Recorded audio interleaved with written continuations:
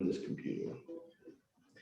Sorry about that. Let's do this again. So, what's going on, guys? We're AC Delvers. My name is Alberto. I'm the DM. This is Dylan. Dylan is the the druid playing Lelouch. Silas, who's playing Skeepop the sorcerer. Sean, who's playing Odin, the fighter, and John, who is playing Zeldris the cleric. Again, I am the DM. We are AC Delvers. We are now on episode 4 of campaign 2. So if you've been following along, I really appreciate you guys. If you're new to the channel, hey, drop a like, drop a follow, comment on the stream. They're all mods, so they'll be able to talk to you. I'll be a little busy. Right now, we're gonna do a little recap, a little last time on D&D. So last time on D&D, the gang had traveled under the bathhouse into a dungeon, to which they were met with multiple adversaries. They rescued a noble called Klim, and eventually ran into a mini boss, essentially, one of the heads of the Dead 3 cult, who they were charged with exterminating. They were caught extremely off guard as they got fireball cast in their face. But they did manage to come out of that encounter relatively alive, really by the skin of their teeth. They then decided to explore the dungeon even further, avoiding some undead traps, finding another captive of sorts, a worker named Vendetta, who worked for one of the noble houses, the patriarchs, the Uthon family. She would deliver spirits and wines. She had been tortured along with another individual who worked for Klim. However, the individual working for Klim died through the torture. After equipping both Klim and Vendetta, they continued their journey, killing off a guard in an instant, and waking up a couple more guards. Ensued another fight, to which Skeepop found himself in hot water as he was deceived by one of the cultists, who led on a sneak attack against him. Defeating the threat, they continued to search, avoiding some more undead threats, managed to stumble upon Mortlock Van Damper and another one of the heads of the Dead 3 cult in pitched combat. After swooping in, using all different types of techniques, and saving Mortlock after he pleaded for them, they managed to scorn some information from him. That being that he feels that his brother had betrayed him, some information about his mother, Duke Thalamara Van Tamper, and her plans to become the next Grand Duke. After finding this information, they decided they'd spare his life and he would follow them for the most part, for the given time. They decided then to plunder, get some loot, and they made their way out of the dungeon, to which they climbed up a shaft and ended up in the bathhouse area, the garden for the bathhouse area, to which they were met with even more cultists. However, these only wanted the stolen treasure of their patron, Tiamat. When the party refused, they took offense to that. And that is where we'll begin today. And with that, I will need all of you to roll initiative, please. We're going to go 25 to 20, 20 to 15, 19. 19. Skip 17. 17, okay. All right. Okay. Second. 15 to 10. Nope. Nope. 10 to 5. 7. 7. And 5 to 1. 3. All right, Odin's bringing it up the rear. All right, boys. And with that, you see the individuals in question here, the other cultists with their porcelain dragon scale mask that is similar to the one that you guys plundered in the basement. The leader himself with this white platinum hair streaks straight down his back in these weird hooked blades that look like talons.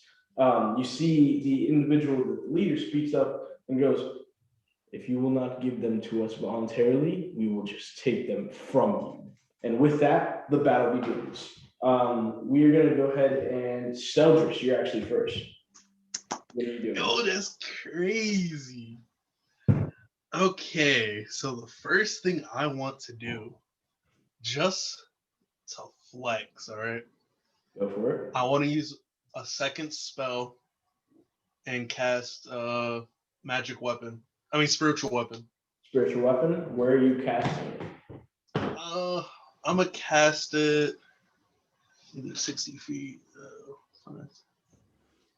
On the goon right in front in the middle. So okay. Right in front of him. All right, you want to cast it right here? Yep. Got you. So you have this D4 is going to represent your spiritual weapon. Nice. And that's your bonus action. Go ahead and make an attack with it as you cast it. Thank you. All right. Well, first I gotta see if I hit with it. Yep. So roll in, add your spell attack modifier. No baloney. Natural 20 plus 6. Woo! That is not bad. Good start. First off, what type of weapon are you conjuring? Oh, it's a big smithy hammer. Okay. So you see Zeldris clutch his holy symbol as it begins to light up with white energy, and you guys all hear a ding, as if a hammer had hit a forge. You hear that one clang as a kind of aura emits from him and forces itself together, kind of congealing into a smithing hammer, and it comes and strikes this first goon right in the face. Go ahead and roll that. All right, I still get to double it, correct? Absolutely. Just roll the dice and then double it. All right. Please roll. What time is that? Thank you. Okay.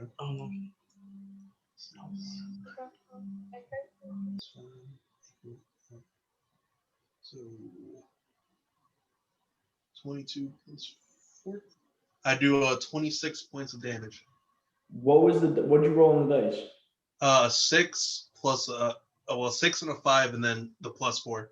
So it's 2d8? Yes. Okay, and then 6 and a 5. Oh, no, it's a 1d8. It's 1d8, so yeah. So it'd be, what was the first dice? Oh, wait, it already did the crit for me. My apologies. Okay. It's 15. It's 15 points of damage? Yeah, I didn't know it did the crit for me. It just appeared saying it did the crit. Got you. With that, it immediately, one hammer strike, and it just comes and just slams him straight in the head and knocks him out. Oh. What? Oh, snap. Go ahead and what you were doing with your action? Well, damn. Geez, my action. Yeah, that was your bonus. Let's see. I'm gonna use my last first level spell slot to. You already used a. Oh yeah, you're right. Yeah. So you can use a cantrip, or you can attack or do something else. Nah, I feel like they're too good attacks.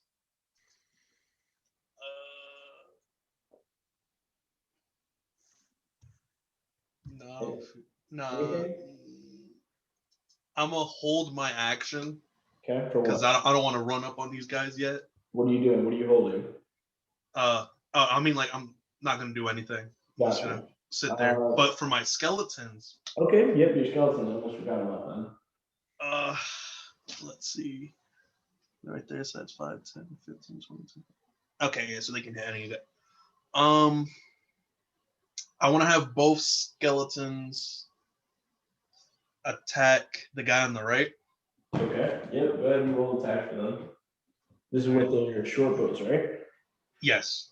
Yep. Let me bring up For their those stats. of you watching at home, we have Zeldris, Odin, Lelouch, Skipop, 2 skeletons, Vendetta, White Damper, and Clem.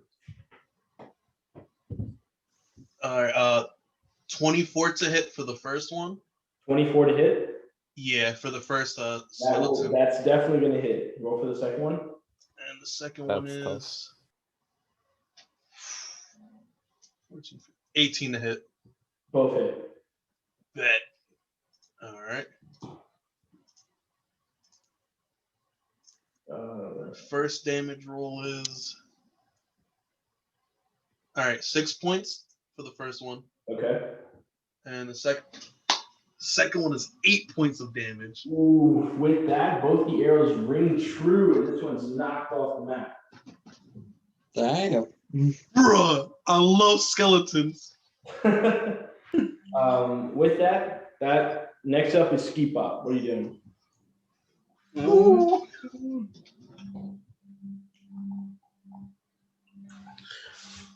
On the one in the middle, Okay. I want to use a second level Dissonant Whispers. Dissonant Whispers. Thank you. Yes. And what happens? So it means I have to make a wisdom saving throw of 13. Okay. So on failed save, takes 36 psychic damage, and has to immediately uses reaction to run away. Okay.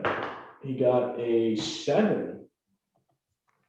So read the spell out for me. You whisper a discordant melody that only one creature of your choice with range can hear, racking it with terrible pain. The target must take a wisdom saving throw. On failed save, it takes 36 psychic damage and must immediately use its reaction available to move as far as its speed allows it away from you. The creature does not move into obvious dangerous ground, such as fire or a pit. On successful save, the target takes half of the damage and doesn't move anywhere. Awesome. Roll that 3d6 for me. Then you're gonna use the reaction to begin running.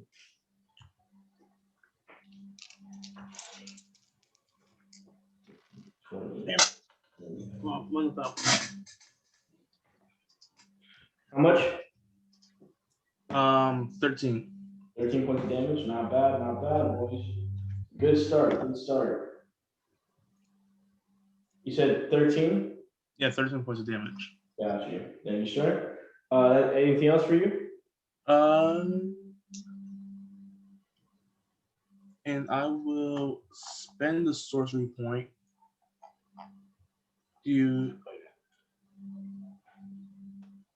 Oh wait, never mind. All right. It's up from right now. Yeah. Got you. It is now the man who just ran away's turn. And he is going to. Man, this is kind of annoying. He's gonna need. Give me 1 second. I have to look up the spell. I haven't had to do that in a long time without my phone.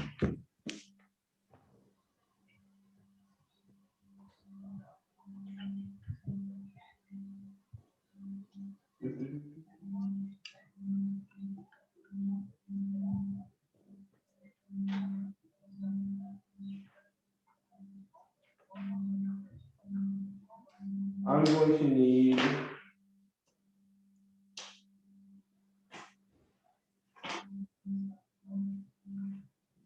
By the way, next one up after him is going to be Mortlock.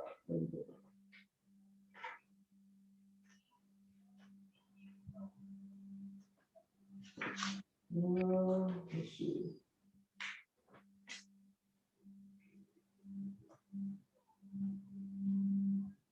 Okay, this is 60 feet. I need Odin to make a wisdom saving throw.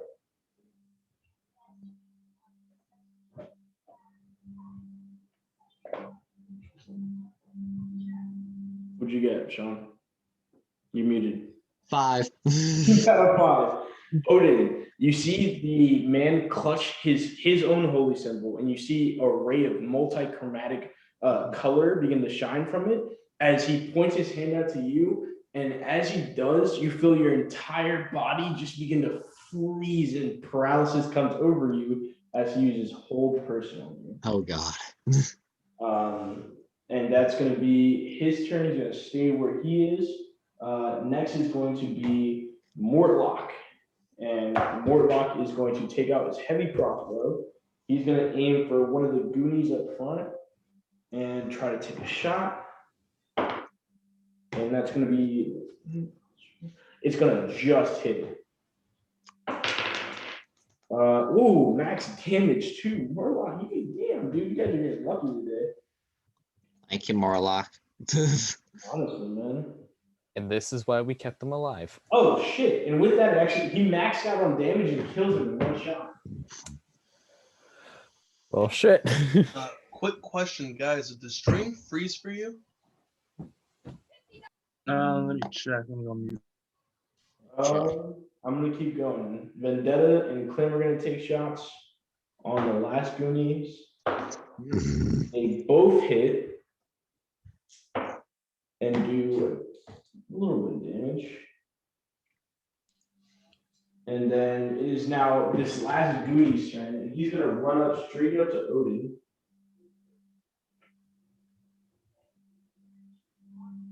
Odin, what's your you're paralyzed, so he has advantage. It's 16. And these also are critical strikes. Critical strikes. Damn, he still missed on the first one with a 15. And the second one misses on the second one again. I'm angry. This is ridiculous. That's okay. Lelouch, it is now your turn. All right, I'm gonna go and What's up, Ski Bob? Yeah, our stream's slave frozen. Audio's working, but we're not moving. That's all right. This issues we'll deal with on Friday when I get the thing figured out. Gotcha. All right. Sorry, guys. Sorry, guys. All right, go ahead, Lelouch. I think I'm gonna go and I'm gonna grab the guy that's right in front of Odin. Yep. And can I attempt to like just take him to the ground, and then I'm gonna pull the manacles out because I'm gonna try to fucking handcuff him. Okay, go ahead and make a strength check. This would be a contested strength check. So roll and add your strength. Gotcha. Yeah, you're good. Oh, that's not bad. 16. 16. You managed to get the manacles on him. So Nice. I get the manacles on him, and I'm gonna just shove him to the ground. swings for Odin, you use since he missed, you just use the manacles, and as the hands are coming to you, you grab them and just shackle them. Nice. And can I just go and like restrain him? Yeah, that'd be on your next turn. Gotcha. All right, Odin, you're up. Make a wisdom saving throw. 8. 8. You're still paralyzed, buddy. Sorry. Let's see. That's you, Odin. Top of the round, Douglas. All right. There's a little bug in the way. All right, I'm gonna move up one space and attack the guy that's attacking Lelouch Go for with it. my mace. Yep. I got Does he have a 21 to hit.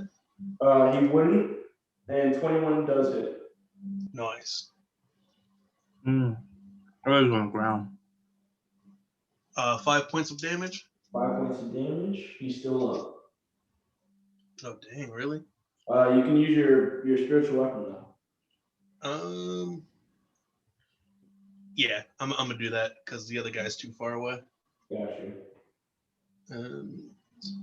See if I hit with it. 23, yeah. 23 hits. Roll damage. Oh, damn. 6 points of damage. Yeah, that's gonna do it. Dang, that's crazy. I'm loving spiritual weapon, guys. It's Too bad we were trying to capture him alive. Anything with the last my one? bad. We got the leader. Anything with your skeletons? Actually, let's see. Will they even have disadvantage? 5, 10, 15, 20. I don't know. I'm gonna attack. Use their short bows against the commander guy. Go for it.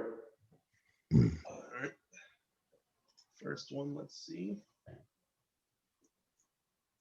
Are you gonna roll for me?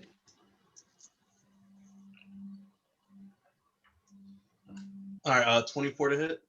24 actually hits. And the second one.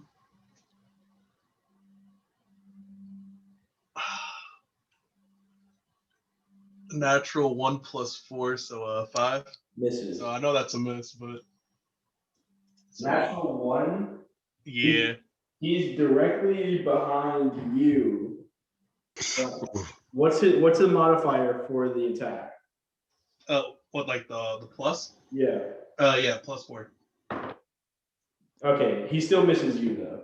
You see the arrow just cling right off your shoulder. Wow. All right, I'm gonna roll damage for the first one. Well, the only one that hit. 5 points of damage. 5 points of damage. That is not bad. It's still something. All right, we're getting this guy, guys. Okay, with that, it is now his turn. And seeing you having done damage, he's going to right up to you. He is going to cast spiritual. No. Yep. He's gonna reach out. Perfect. He's gonna reach out and grab you. Hold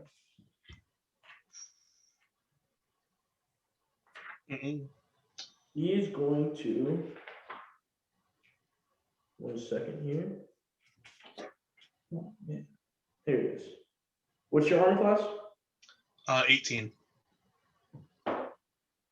Yeah, he reaches out and grabs you right on the shoulder, right where your skin is, and you can see this black aura emanate and then reach in and shoot into your shoulder. Then you feel a searing necrotic pain Oh, thank God I'm resistant. as you take 9, 18, and 8. 18 plus 8, 26. And you say you're resistant? Yes. You wouldn't know that. So instead, you take 13 points of damage as he casts inflict wounds on you. Thank God you're resistant. Bro, I would have died. Shit. I would have been dead. Like no saving throws. And that's going to be the end of his turn. That's all he do. But he looks over at Lelouch and the rest of you, and he goes, "Whether I die here or later, I will return my patron's treasures." And that's all he says. Next up would be Mortlock. He's going to take an attack on him. Natural 20. Damn. 4 times 2, 8 plus 2, 10 points of damage. God damn. Yeah, Mortlock ain't playing the game. He's Nah, he's not. He's And he needed help. rather pissed off. I would agree. Mortlock just casually brings out the heavy crossbow, aims at him, and hits him right in the side of it, like right in the chest and the shoulder where they meet. And you see blood pouring out as Vendetta and Clem go ahead and take their shots. Natural 20. What the hell? Dude, this is insane. Vendetta gets a natural 20. Clem misses, though. Thank God. Balance. Holy shit, she maxes out. That's going to be... Vendetta just takes out an arrow, looks, and just hits him dead in the forehead. Dead. Well, damn. That wasn't even the play. And with that, the encounter is over.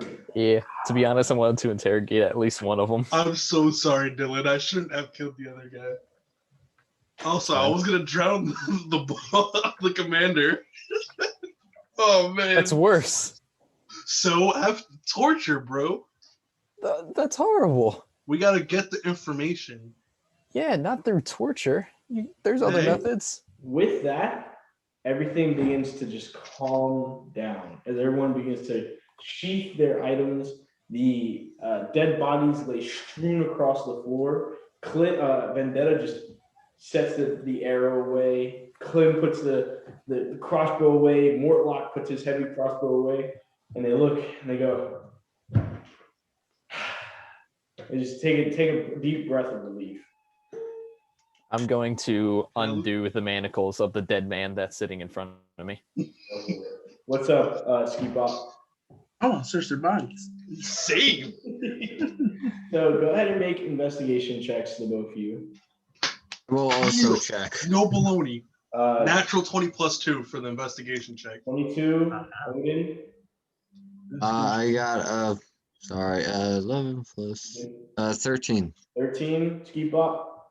19 plus 2, so 21. Beautiful. So what you guys find on their persons is collectively on their persons, you find about 10 gold. You find the 5 porcelain dragon masks that they wear. They're all wearing leather armor. If you guys want to find a way to carry those, and you guys would have to create this in D&D Beyond, but they all carry the dragon claw daggers, dragon claw scimitars, which are the ones that they carry. They have the same stats of a scimitar. They're shaped like dragon claws. So if you guys Whoever makes that, please if send you it guys to want me. to add that, if you guys want to add that, feel free. But that's what you find among them. If you guys want to try to figure out what to take, what not to take, feel free. Klim, however, approaches. This would be who let him free. All right. Klim approaches you, Odin, and he goes, "I am in all of your debt." And he reaches into one of his pockets and he pulls out one of the upper city badges. And he reaches out and puts it in your hand, Odin. And he goes, "It's not much, but it'll help you get into upper city if you so need it someday. And I'm one of the patriarch families. They could deny me entrance if they tried to." And What is an upper city? it's where the upper class resides, where the nobles and the politicians and Mhm. they refer to themselves as the patriarchs. So politicians. Yeah, it's north of here. Ski Bop. Mm. You want this?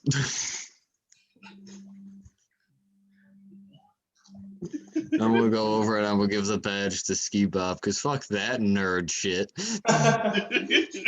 And he goes with that, and he kind of takes a bow, and he goes, "I bid you adieu," and he turns around and begins walking out of the courtyard. Vendetta steps forward and says, "I also am very appreciative of what you've done for me today. I will spread the word of what you've done today." And she, What did we do? you say me cleared out the dungeon. You guys killed cultists. I don't like you. You guys have really low expectations. I'm just saying. We did murder. You guys don't usually do that. No, the city it's full of rats and disgusting people, and this is. Oh, if it's full of rats, you need my friend Wall. He's good at catching them. I hate you. Might I add something? She looks over to you, Lelouch. Do either of you need to be escorted to your homes? It'll be fine. I can make it there. I appreciate it though. No problem. Now, let's pack all of this shit and head out. And I'm going to wild shape into a. Hard to tell you. Yeah, pretty much. I'm gonna wild shape into a warhorse. There you go. You wild shape into a warhorse. Actually, I apologize. Vendetta does walk away. Who rolled the natural 20? 22? You actually find on the man with the platinum hair and the porcelain dragon mask, like long hair streaming down his back. You find a bag. Like none of them are wearing bags. This one's wearing like almost like a backpack satchel. And as you like open it, you see like nothing. Like when I mean nothing, I don't mean like you don't see a bottom. Wait, Yes. is that the bag of holding? Can I identify it?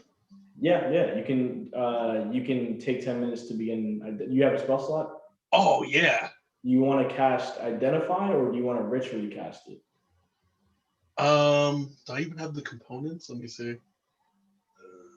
As long as it doesn't cost. Oh, Does it cost money? yeah. How much money? 100 GP. Identify? Yeah, a pearl worth at least 100 GP and an owl feather. Damn. Pretty expensive. All right. I mean, you'd probably be able to find it somewhere, but yeah, until you go ahead and buy a single pearl with 100 gold pieces, you won't be able to cast a spell. But searching around, you'd probably be able to find a spot where you might be able to buy it. Okay.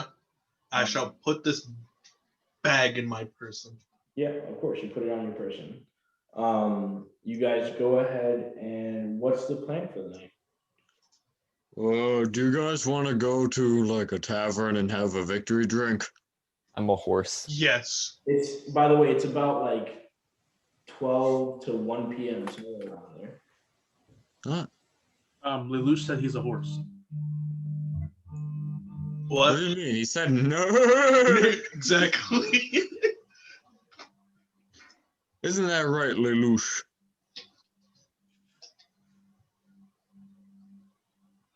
See? This is nothing. He was a good horse. I'm gonna telepathically tell you, Skibop. Now, if you want to load any of the leather armor or weapons and things, you can do that onto me. That is the reason why I turned into this. Anything you guys do not want to carry, put on Lelouch. Okay. Odin, yourself does not count. Fuck.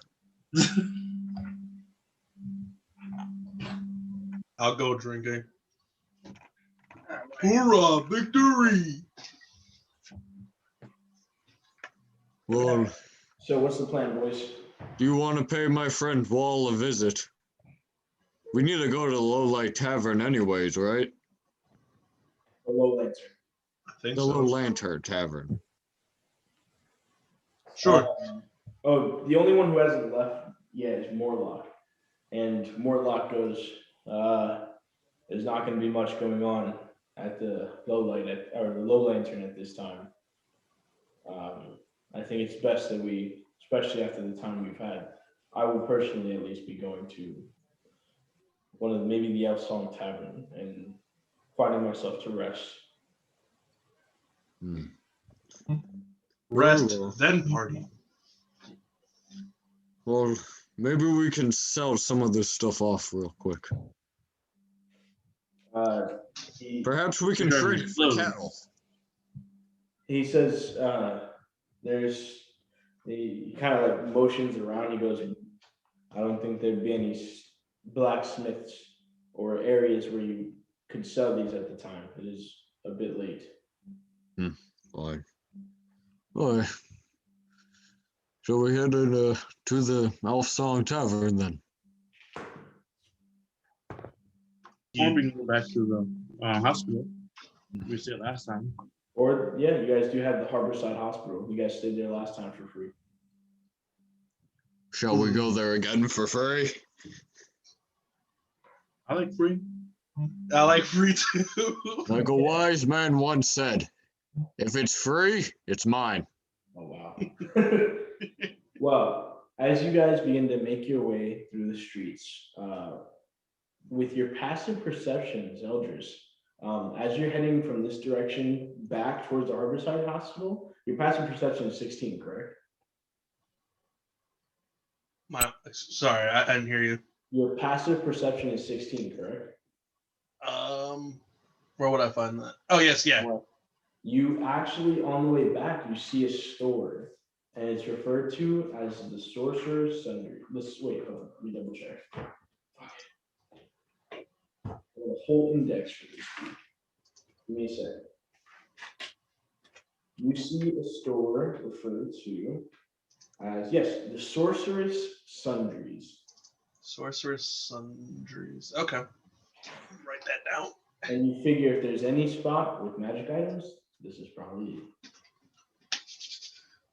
So you guys begin to make your way back to the hospital, and for brevity's sake, I'll say that you guys make it back. I assume you put all the gear from the cultists on the workhorse. Yeah.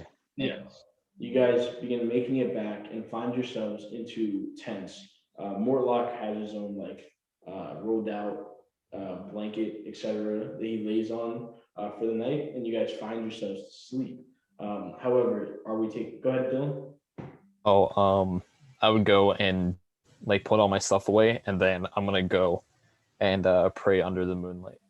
You pray under the moon? Yeah, As to my little like altar place. Absolutely. Go ahead and make a religion check. Anybody else doing anything for the night before you guys begin resting? I want to. Raise my hand, bro. Go ahead. We're gonna go Sean, John, Silas. Odin's gonna kind of distance himself from the group, find his own little corner, and he's gonna take his great axe and he's gonna take off like a leather like pad from his armor, Mm-hmm. and he's gonna take the giant figure bone out that he has, Yeah.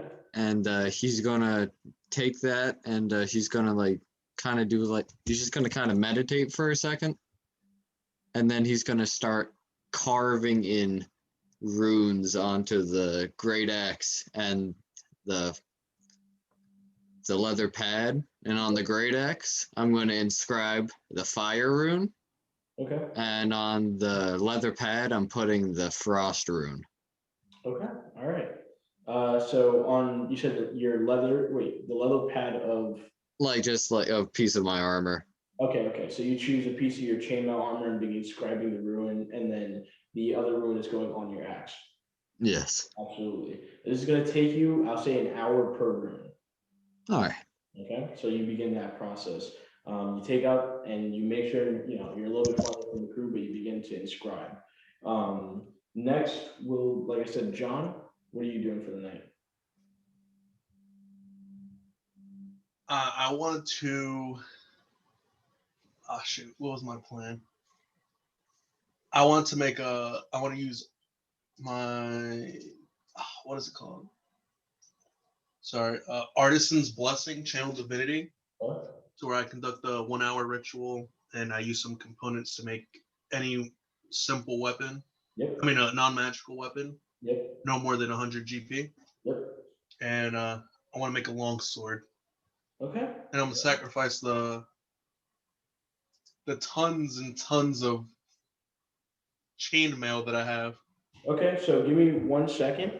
I'll tell you how much of the chainmail you're gonna need. And you're just making a longsword? Yes. Okay.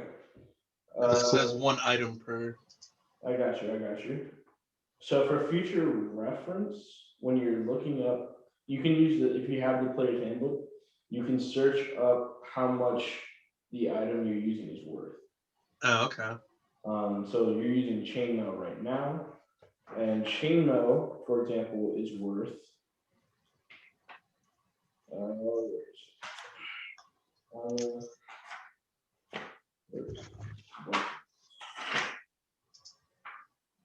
Heavy armor. Here we go. Chainmail is worth 75 gold pieces. Okay. Regular mint condition, just being sold, right? Mm-hmm. And making a longsword is worth 15 gold pieces. So this is probably used chainmail, so it's going to be worth a little bit less, but it would still be worth enough to make a longsword. So you'd only need one quantity of chainmail to make your longsword. Okay. So, but you clutch your medallion and it begins to vibrate, and you feel it getting worn as in front of you appears an anvil. and then to the right of it, you see the cauldron that you can use for the chainmail. You Mhm. take out the smithing tools you already have, and you step away from the hospital for a little bit, not too far, just because this is going to start making noise. And you begin, clutching your holy symbol and ding, ding, ding for the next hour, creating a longsword. Silas? Um, let me go a con check on the dragon mask. On the porcelain mask? Yeah. Go ahead and make an arcana check, buddy.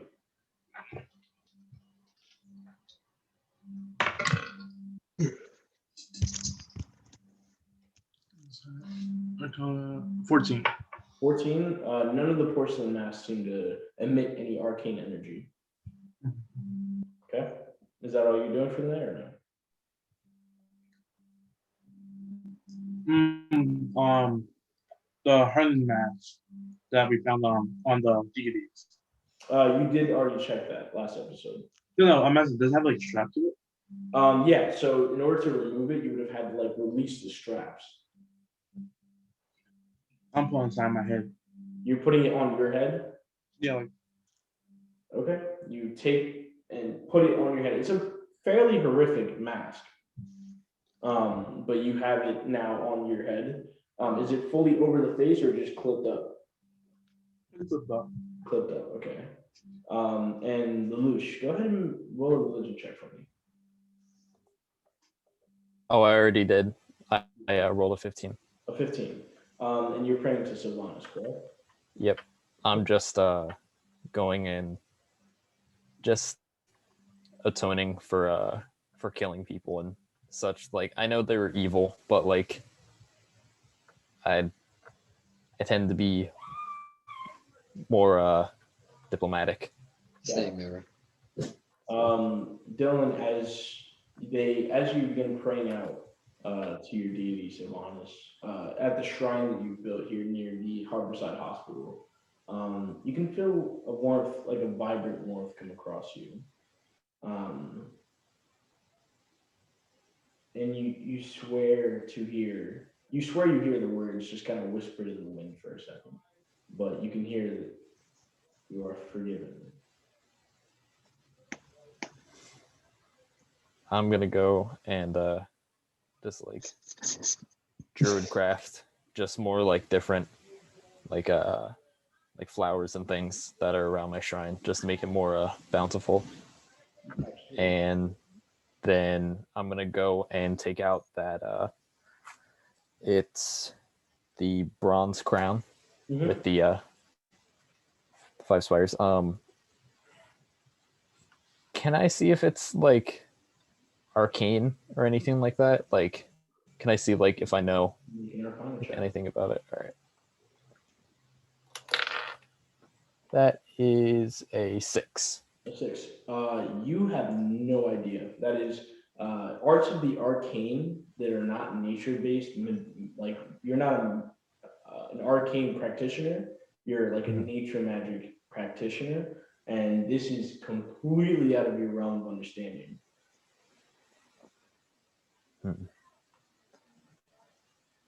It's just made out of solid bronze, right? It's solid bronze, but the spires themselves are crystals, each one in a different chromatic color. You have white, green, black, red, and which one is the one I'm missing? Blue. And blue. There you go. And inside of those crystals, you can see. Actually, roll a perception check. Gotcha. Oh, I'm actually good at this. 18. 18. You can see almost pulsating energy in each one. Can I plop them out? Or are they make a strength check. See if you can do it. All right, just a strength check? Mm-hmm. Okay. Yeah, that's a 17. 17. Just trying to pull it, and it's still not coming apart. Need help? Shut up, you're forging a sword. You're really I know. Yeah, I probably hear you in like the distance with your banging, but Need help. actually, Clapping. yeah. Can I look around to see if I can like see him out in the dark forging? make a perception check. 16. 16. Yeah, you're listening in, you can hear the clangs like cling, cling, cling, and you kind of begin making your way towards them, and you can see the slight sparks coming off of the anvil and you see Zeldris just banging against it. What's up, mate? Hello. I am just wondering a bit. Could you help me remove these? Sure, let me look at them. I just want the gems out of them. I think we could go and make a good little bit of a profit on them. All right, No? Zeldris, you're gonna try to pull them out. Go ahead and make a strength check for me, bud. All right.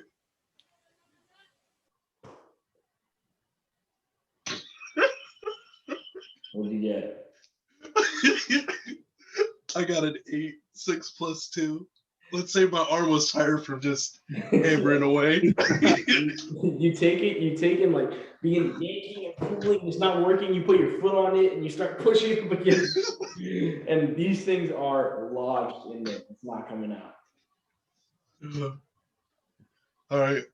Last solution. Break it open. No, I advise not. I think these are more important than that. And well, it's bronze, right? So it can be heated. Let's see. Let me double check for you. I think it's either bronze or copper. It is a bronze, yeah, bronze crown with 5 spires. Could I use produce flame to try to heat the metal under it so it can become a bit like malleable? Yeah, you go ahead and produce flame right under it. Try to heat it up for a second. Nothing happens. It seems to be resisting any magical heat. This is interesting. Can I try pulling the gems out again? No. All right, ask Odin then. He might be strong. No, not that. He's very strong, but I do not want these broken. Odin's just looking out from his tent, all sad. he like peeks out with a tear in his eye, like. Hey, Odin, you want to forge with me, bro? I do have a question though. What was in that bag? Absolutely nothing. Can Not you even start sure what this? it is. Can you start in there? I guess. I don't know. I haven't tried it. I'll go put it in there then. Thank you. I will see you in the morning. All right. See you, mate. Okay. Au revoir. Lelouch, what are you done for the night, or are you gonna do? Yeah, I'm gonna just walk back to the tent, make sure everyone's sleeping well, and I'm gonna put the crown in the bag. Right. Lelouch, as you go to open the bag and you drop the crown inside, it just vanishes. Neat. I'm gonna druid craft a little flower in the on like the grass and stuff, and just drop them in. You drop it in, disappears.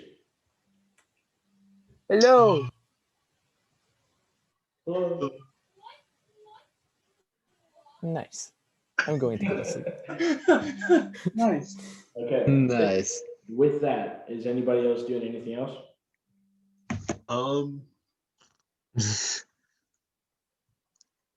No? Long rest. Right. Can I offer up? Well, not offer up, but like pray to Gon to be like, yo, look at this nice long sword I made.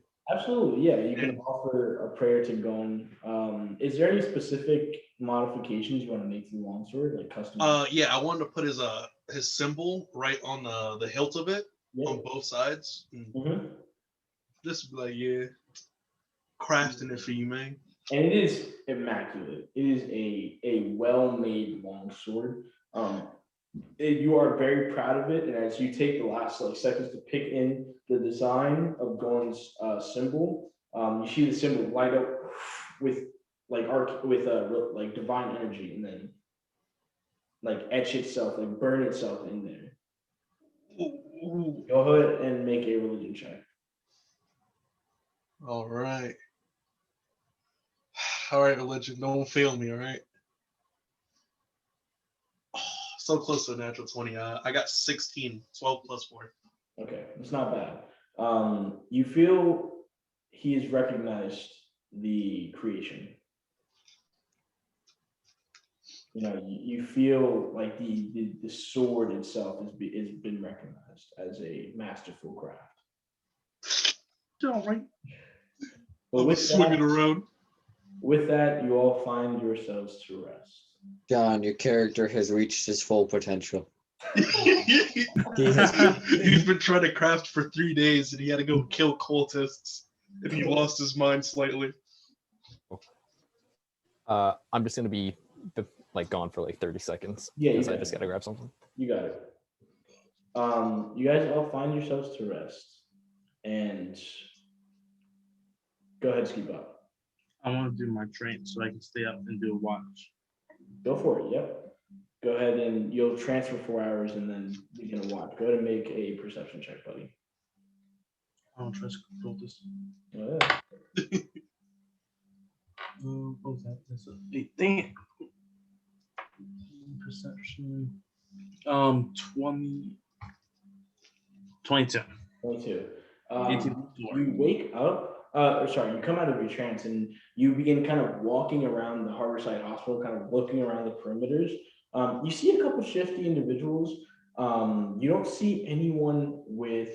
You didn't see anybody with like the porcelain dragon mask or any type of like resemblance to the Dead Three. What you do notice, however, with a 22 is out of the group of shifty individuals walking by with robes kind of shifted over, very dark, keeping themselves very like put together and trying to stay out of sight of any person. With a 22, you just spot them, and you just see one kind of shift the cloak aside, and you can see that on the right hand they're missing this finger, the index finger, and that's all you see as they make their way forward.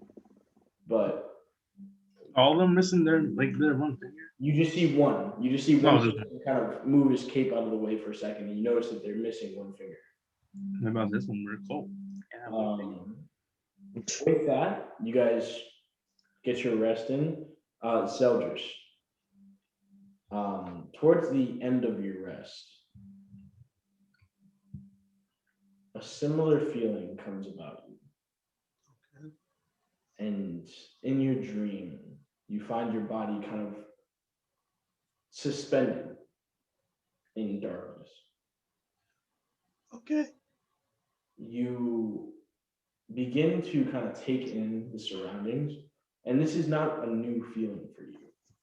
You've had these dreams before, and you see a single white moat appear before you, kind of about 6 or 7 feet in front of you, and you see it begins to sort of communicate to you in Celestial, and it comes off as like this array of kind of musical, very angelic, almost like a symphony, but it's language, and you can interpret it.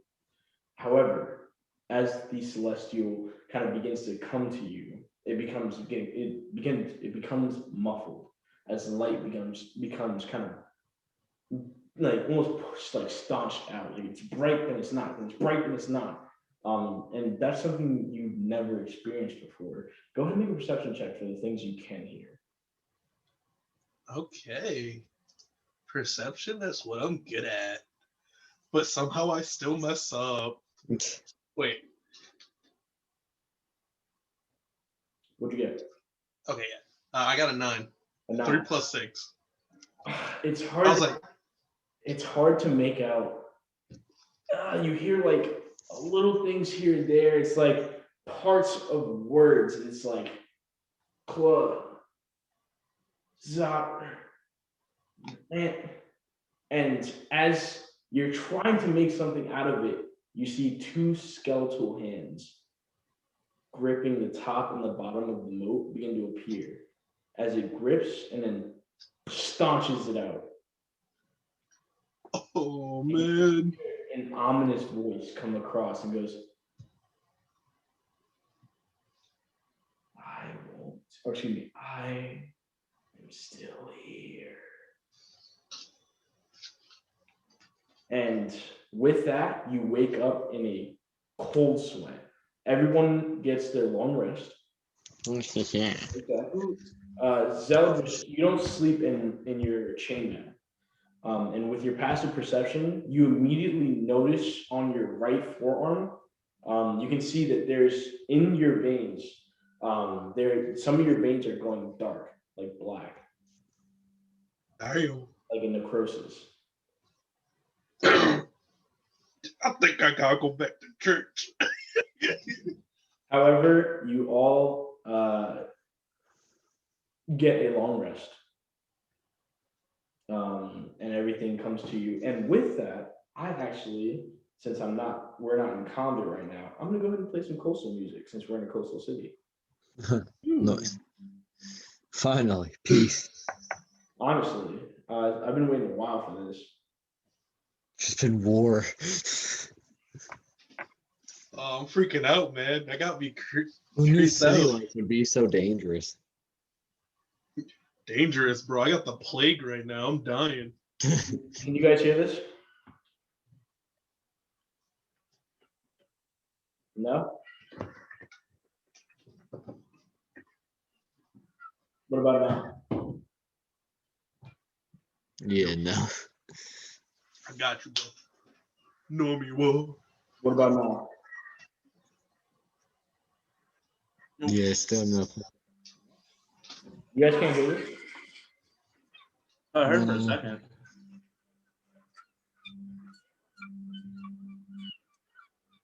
I can hear the seagulls. I hear a swing. You hear the seagulls? Yeah. That was the point. Hold on. You can't hear the music, you can hear just the seagulls. Yeah, Yeah. Yeah. Okay, give me a second. just like AC. Good times. Yeah. Miss going outside. Dream. What if it was all just a dream? That's gonna be. I hope it was a dream. I got some black spot on my arm. I'm freaking out. You see me just trying to wipe it away. Can you hear this? Your Prince Ashitaka Yeah, I think from it works. Princess Talk. Mononoke. Say it again. When you talk, it works. When I talk, it works. Yeah. Yeah, as soon as you don't, it probably picks up the background noise, try to cancel it out. Okay, so I'll take it off then. We will get there eventually. Yeah, sorry. So, you guys all find yourselves waking up and beginning your morning routines, putting on all of your gear and equipping your weapons. What do you want to do? The day is yours. Mortlock wakes up, equips his heavy crossbow, his giant fucking wooden, his like wooden, what is this? Great club. Great club, thank you. Wooden great club. And Be no weapon. he goes, what is the plan? And as you wake up, today is very much cloudy. It might rain, you're not 100% sure, but it is clouded over. All right, I'm gonna do my daily weather report with Druidcraft and see what the weather's looking like for today. See if it's gonna rain later or not. In fact, it is. It's going to be heavy rain later tonight. Good. Dress accordingly. It's going to rain later, so be prepared for that. Yeah, like when I do it, you can actually see like I put out my hands and you can see small clouds appear, and like little dribbles of water. Six, that's good. You guys basically see like a miniature rain cloud appear in his hand. It is going to be You're real. raining. And do any of you have jackets, cloaks, I like the ring. anything like that? Nah. Okay, I actually do. It pulls out like a very nice. whole rubber suit. I did come prepared. It's just a flesh suit. Oh, Oh God. Nah, it's the condom suit. So, what's the plan for the day, boys? I'm gonna do my daily duties of healing people and doing all that jazz. Absolutely. Odin? Uh, anything? shall we sell some of our ill, well-gotten gains? They're not ill. They were bad guys. yes, actually. Yeah. We should sell some of our stuff. We should have a shopping day. Yes. Okay. Good job, Odin. Yeah, At before least job. for a little bit. I have Lelouch. I'm going to see if we Okay. can acquire some cattle. There we Oh, go. yeah, we gotta accept their payment. That is true.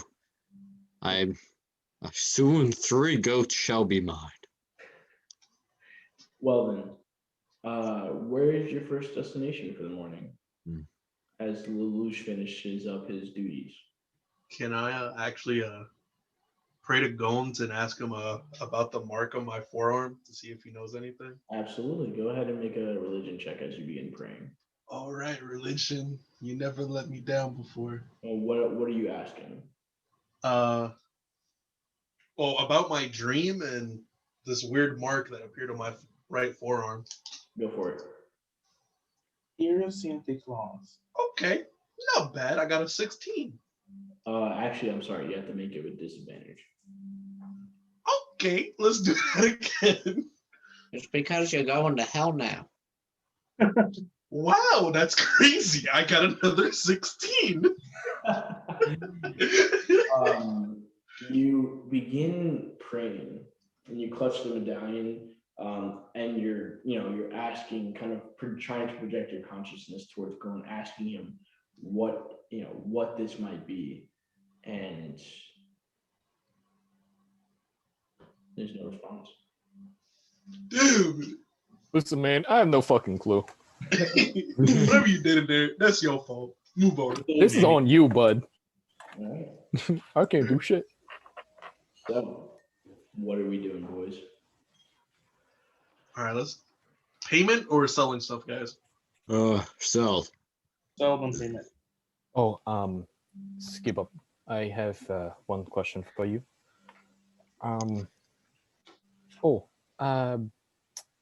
Celsius, can I see the bag one more time? Hey. Okay, Thank you. here you go. I'm gonna go and reach in and pull out the crown. You What the reach hell? in and you think crown, and it appears in your hand. Mm-hmm. Didn't feel like a Nice. crown was in there. How'd you do No, that? it was. You can put so much stuff in it. Look at all the daisies I put in here, and I just go and I reach like a handful out. Daisies, and you see a handful of daisies. I'm Yeah, missing a look in the small thing. bag. I was Odin's going. just going to stare intently at the bag. No, I was going to put lavender in there to have it a nice pleasant smell. But I thought Odin would like this. How much can Did this bag hold? A What the? lot. Can I? I'm gonna drop my longsword in there. You can. I think. Wait. Let me try this. I'm going to take off the chainmail that I'm carrying, the extra set, and I'm going to drop it in there. You drop it in there, disappears. What? You Wait, can wait. put all of Keep our up. gear in Get here. over here. Oh god. I My keep my goodness. distance. Ski Bop. What is up with this bag, man? Is it cursed? Okay. I think it actually might be blessed. I have an idea. Think me, and I'm going to try to get in the bag. Okay. You try to put your foot in, and you hit like the bottom. Like you get, What the fuck? get to your knee, and that's all that happens. This I- is so disappointing. Do we have any more of the leather armor, the scimitars? Oh, bro, I got We can put all of that in longbow, there instead of leather. having me carry it. 4 maces. I got 3 shields. I'm dropping That all is that in amazing. there. Yep. you That's go. fantastic. Here, I'll hold it open for you. I'm gonna try to like get it as like wide as I can. I'm like, put all of it in there. So, Wait, who Dunking it in there. out of game? Who wants to carry it? I'll carry it. Man, I'm holding this bag. I looted it. so Zeldris. All right, so you have to keep track of everything in there. There we go. So Okay. Zeldris, you have to keep track of everything that's within the bag of holding. You better break that down. All right, I'm Yeah. gonna make a whole new thing. Bag of holding. Yeah, because I already write everything down. That's why Dylan was the original person for this, but now it's your job. You have to have. Suffer. Hey, it's I'm not taking notes no more. Oh, no, you better still take her. Also, go ahead and No, I'm still taking I want you all to just go ahead and give me a history check. Real quick. Gotcha. History. Clear die. Hey, Man, I hate history. Ah, 17. Favorite subject. 17? hell yeah. 11. Finally, a good roll. I got a 7. 7. I had the turntables. Keep up. I didn't pay attention to history. I got 1. Nice. So the 11 and the 17, I believe it was from Odin. You both recall that when you were talking to Captain Zaj, he said to take down the dead 3 and all those connected to it. Ah. We did a quest without even knowing we did a quest. Well, we have to take out those connected to him. Which includes Madame Van Demper and I don't Yes. know if you get come first. Dickhead Sons. We Shouldn't we have talk to him more about it? people to kill. And Amric steps up with the Great Club and he goes, I guess that'll mean my brother as well. Well, do you want to kill your brother? He looks right at you with the most serious face and goes, yes. Okay, sweet. Welcome aboard. That is quite horrifying. Welcome to day 1 of paying off your life debt. Don't think I forgot about that. Okay. He goes, past that, I think I'll pay for voyage away from Baldur's Gate, maybe to Chult, away from here. I do not want to come across my mother. Oh God. Why don't you want to face your mother? My mother is scary, to say the least. That I know what you're saying. Intimidating. It's She your has mom. a way. I don't know what you Oh. guys are talking about. My mom was awesome. Yeah, no, I was just talking about metaphorically, like how she would scold you and things. I thought he couldn't harm her because that was his mother, but I guess he's just scary. Scolding was the least of my problems. Dang, man, I miss my mom. Mhm. I wonder if Well, she's alive. If you're afraid of your mother, in my clan, when young orcs were tested to become men, we would have them face their fears by putting them in a dark cave without a torch. And then we would release wild animals inside the cave. Those who came out were men. Everybody just kind Damn. Your cave. It's like finally. everyone just kind of sits there staring right at you like, I pat him on the back and I say, "I'm so sorry for your childhood."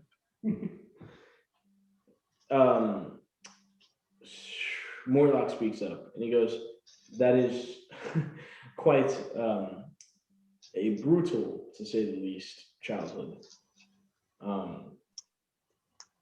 As for my older brother, he does a loan business out of the Low Lantern. However, he doesn't go there till the evening after the sun is set. So we have time. Oh, I have an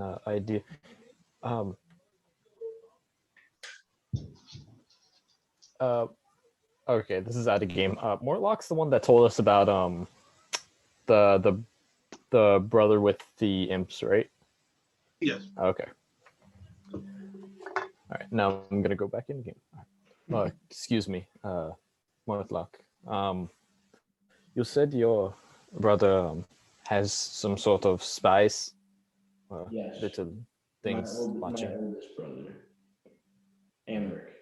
Not Amric, Thirstwell. He Thirsty goes- and well. It's hard to pinpoint which, and he's like looking around, ones are the spies and which ones are not. And you see him like looking at the sky. However, Thirstwell is very much, as brothers, we are all very disjointed. We have no loyalties to each other simply to please me. And Thirstwell most likely would not cooperate with Amric. Go ahead, Odin. Can Odin just like look around real quick to see if he sees any ravens? Yeah, go for it. Make a perception check.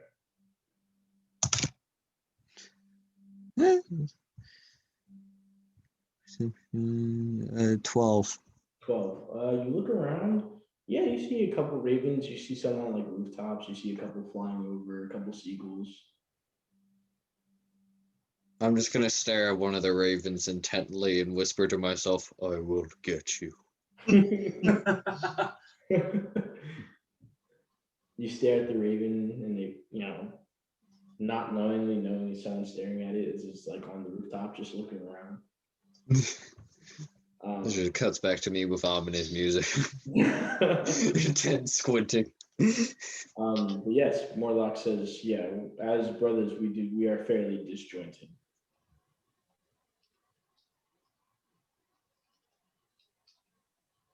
Damn, that sucks, bro. Yes. No, listen.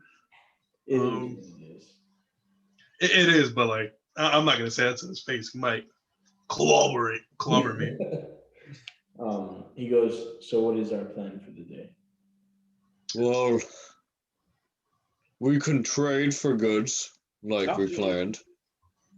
But I would also like to go perhaps before the sun sets to the Lowlight Lantern Tavern, and see if my friend Wall was there, because he told me I can usually meet him there. Maybe it would be good to have someone who knows the layout. Okay. Yeah. Sounds good. And Morlock goes, understood.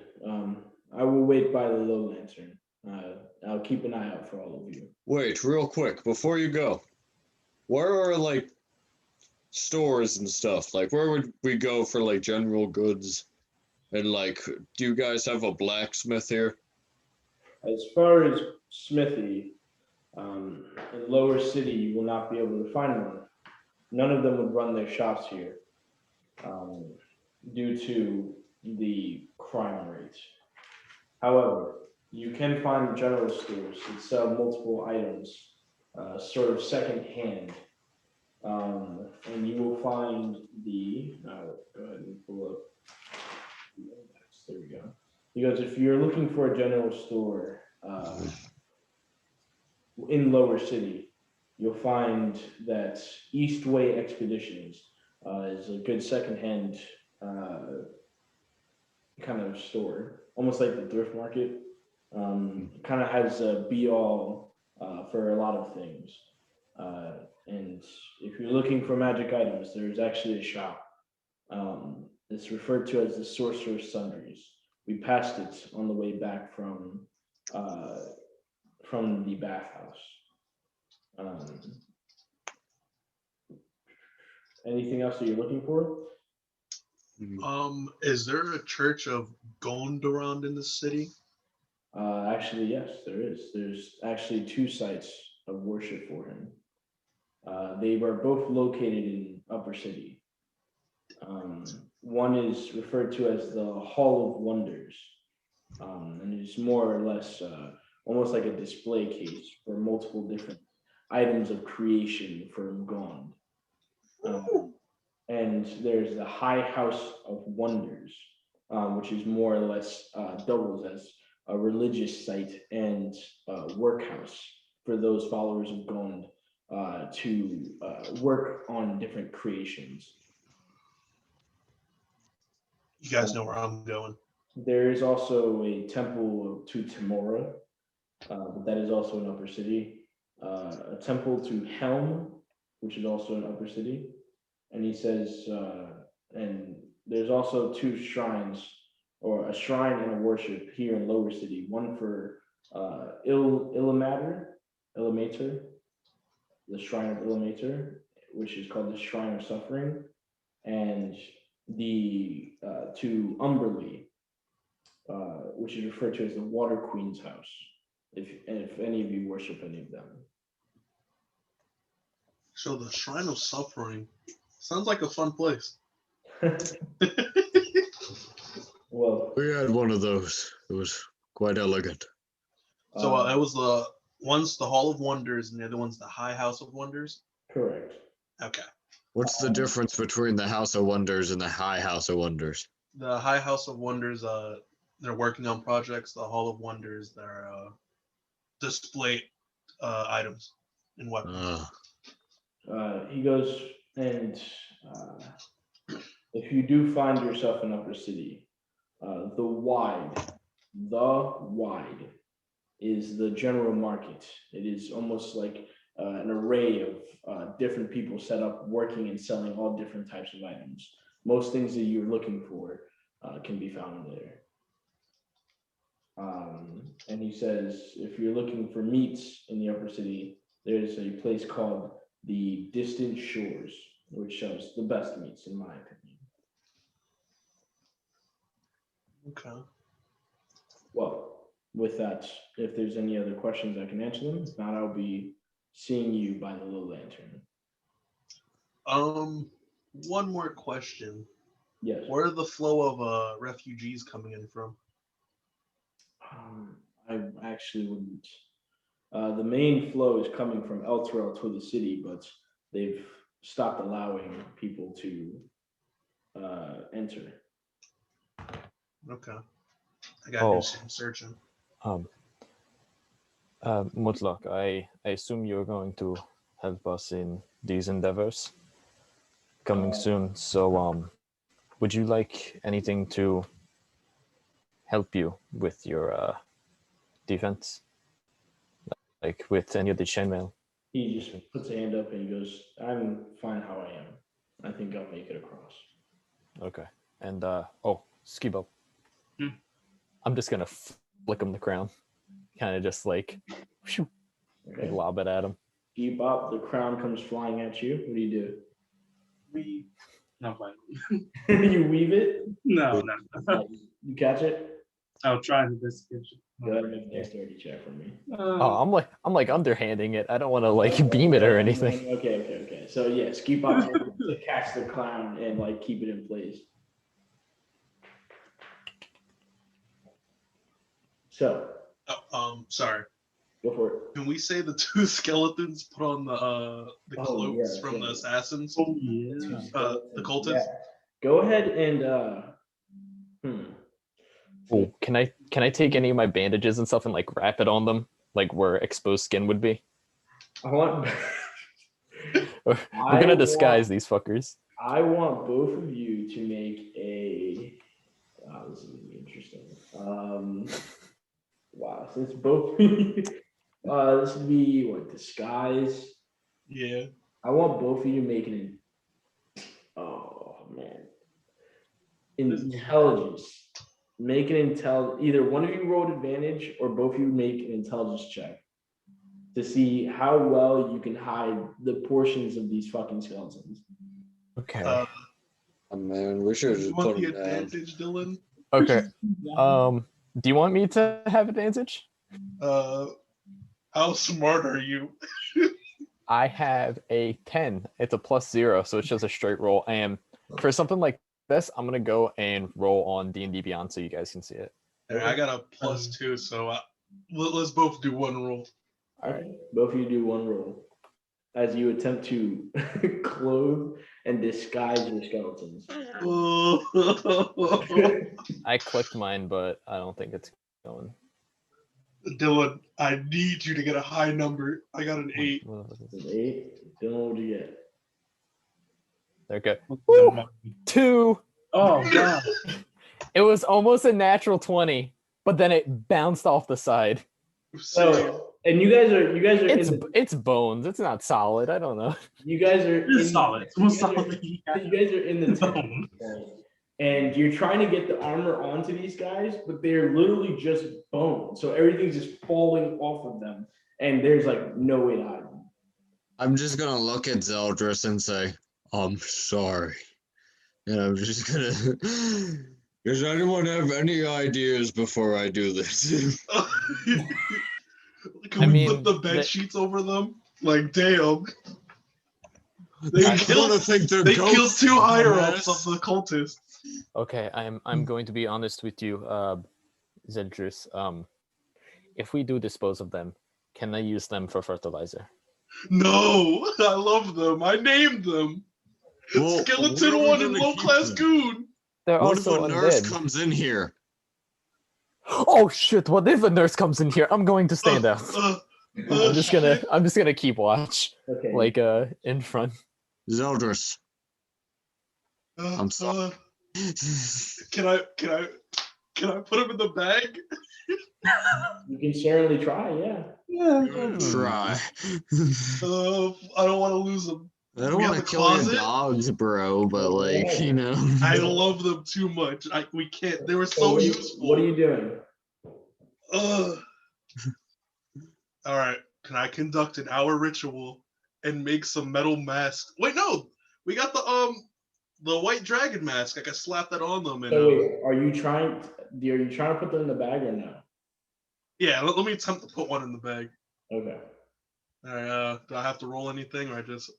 All right, throw them in. All right. Odin, you throw them in. Disappears. Yes. Yes. We got Picking up pocket the other one and just skeletons. chucking them in there. Chuck them in there. Low class goon, get your Hold ass up. in here. Wait, we almost quite literally have skeletons in our closet. If we ever get some sort of space that we It's can put just them in. like, it's just like, oh god, it's time. Open the bag. Skeletons. We just need top hats. Is that where we dump the minis out Skeleton on the table? army. So you guys just and throw them both in there. They're in there. Would I have to calculate their weight in the bag to see how much room is left? We'll say the space in the bag is 10 by 10 feet. Okay. All right, we're gonna throw more enemies in here and then throw them at other enemies. They're just sitting down like, Okay. like- So what are you guys doing for the day? Where's your first stop? Can we go, I want to So- go to that westward expeditions. Eastway Expeditions. I was close. That place where they sell the stuff. Okay, so you guys start heading to Eastway Expeditions. Yeah. So we can sell our stuff. I got Can I roll for perception and see if I see a familiar face? yeah, absolutely. As you guys are walking through, go ahead and roll perception, buddy. All right. Dang, that's crazy. Almost a natural 20. I got a 16. 16. You're keeping an eye out. No familiar faces. You see plenty of people, and people are starting to wake up now. The town's starting to bustle. You're starting to see the urchins, the beggars. You can see the local gangs walking around. A couple of flaming fist guards walking around. Sellers beginning to open up shop. And you guys are in the Brampton side of Baldur's Gate. Walking over to Eastway Expeditions only takes you about 15-20 minutes, but it puts you in Eastway, which is closer to the bathhouse, which means closer to Sorcerer's Sundries as well. And you guys are going to Eastway Sundries. So let me pull up my little Jimmy John on that. Give me 1 second, please. We're Quick so question, excited. guys. Should we not report this to the commander just to be positive? Because if we're going to be messing with these stronger people, Look. I think we should get more money and more goats. Wait, That is more goats? Don't lie to him. I mean, we're about to go against nobles, all right? We need like well, no, How many goats we talking? Odin. Do you know how much a goat is? Wait, how much are the goats here? I'm not sure. Okay. I know that they're probably not as much as what we Well, were given before. in my clan, they were usually worth about an axe. Like a battle axe. How? Okay. just your axe. 2 hatchets, maybe. You guys are walking Interesting. through the It's street. just all items. It's all bartering. You begin walking through the streets, and eventually, after the 15 to 20 minutes, you make it to what looks like essentially, excuse me. It's not a store. It's actually like almost like a shop that's set up where there's multiple different like prop tables with items kind of stacked onto them. And you can see that the seller is kind of leaning over a kind of wooden, almost like a wooden table. And you see a tiefling, a tailcoat wearing tiefling male. Yes, tiefling male. You see the horns kind of like kind of spinning and then forward. Tailcoat, nice like greenish, green and yellows. And you see on the sides, you see daggers, and you see like a crossbow on the back. And as you've been walking, the hair itself is kind of tied up in like a single ponytail coming to the back. And looking over in your direction, you guys begin walking towards this individual, and you can see him speak up, and he goes, "Welcome, welcome! Haha! We have here a couple of customers, I see. Welcome to Eastway Expeditions. My name is Scom Shalvin. Welcome to the shop." Hello, Sam. How do you spell that? Scom. Scum. I mean, scum. Scott. God. Dumb. Scott. SCALM. Is it okay if I call him What would his scum? last name be? Shilvin, SHILVIN. Okay. Finn. Thank you. Well then, travelers, adventurers, what can I do you for today? We are here to Give me sell. the bag for a second. All right, be careful. We got the special goods in there. Just I'm tell gonna- them to pass it to you. I'm gonna take out the chainmail I put in there. Okay.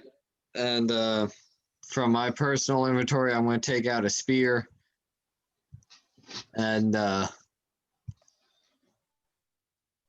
I'm gonna reach into I'm gonna take out the bag of beans.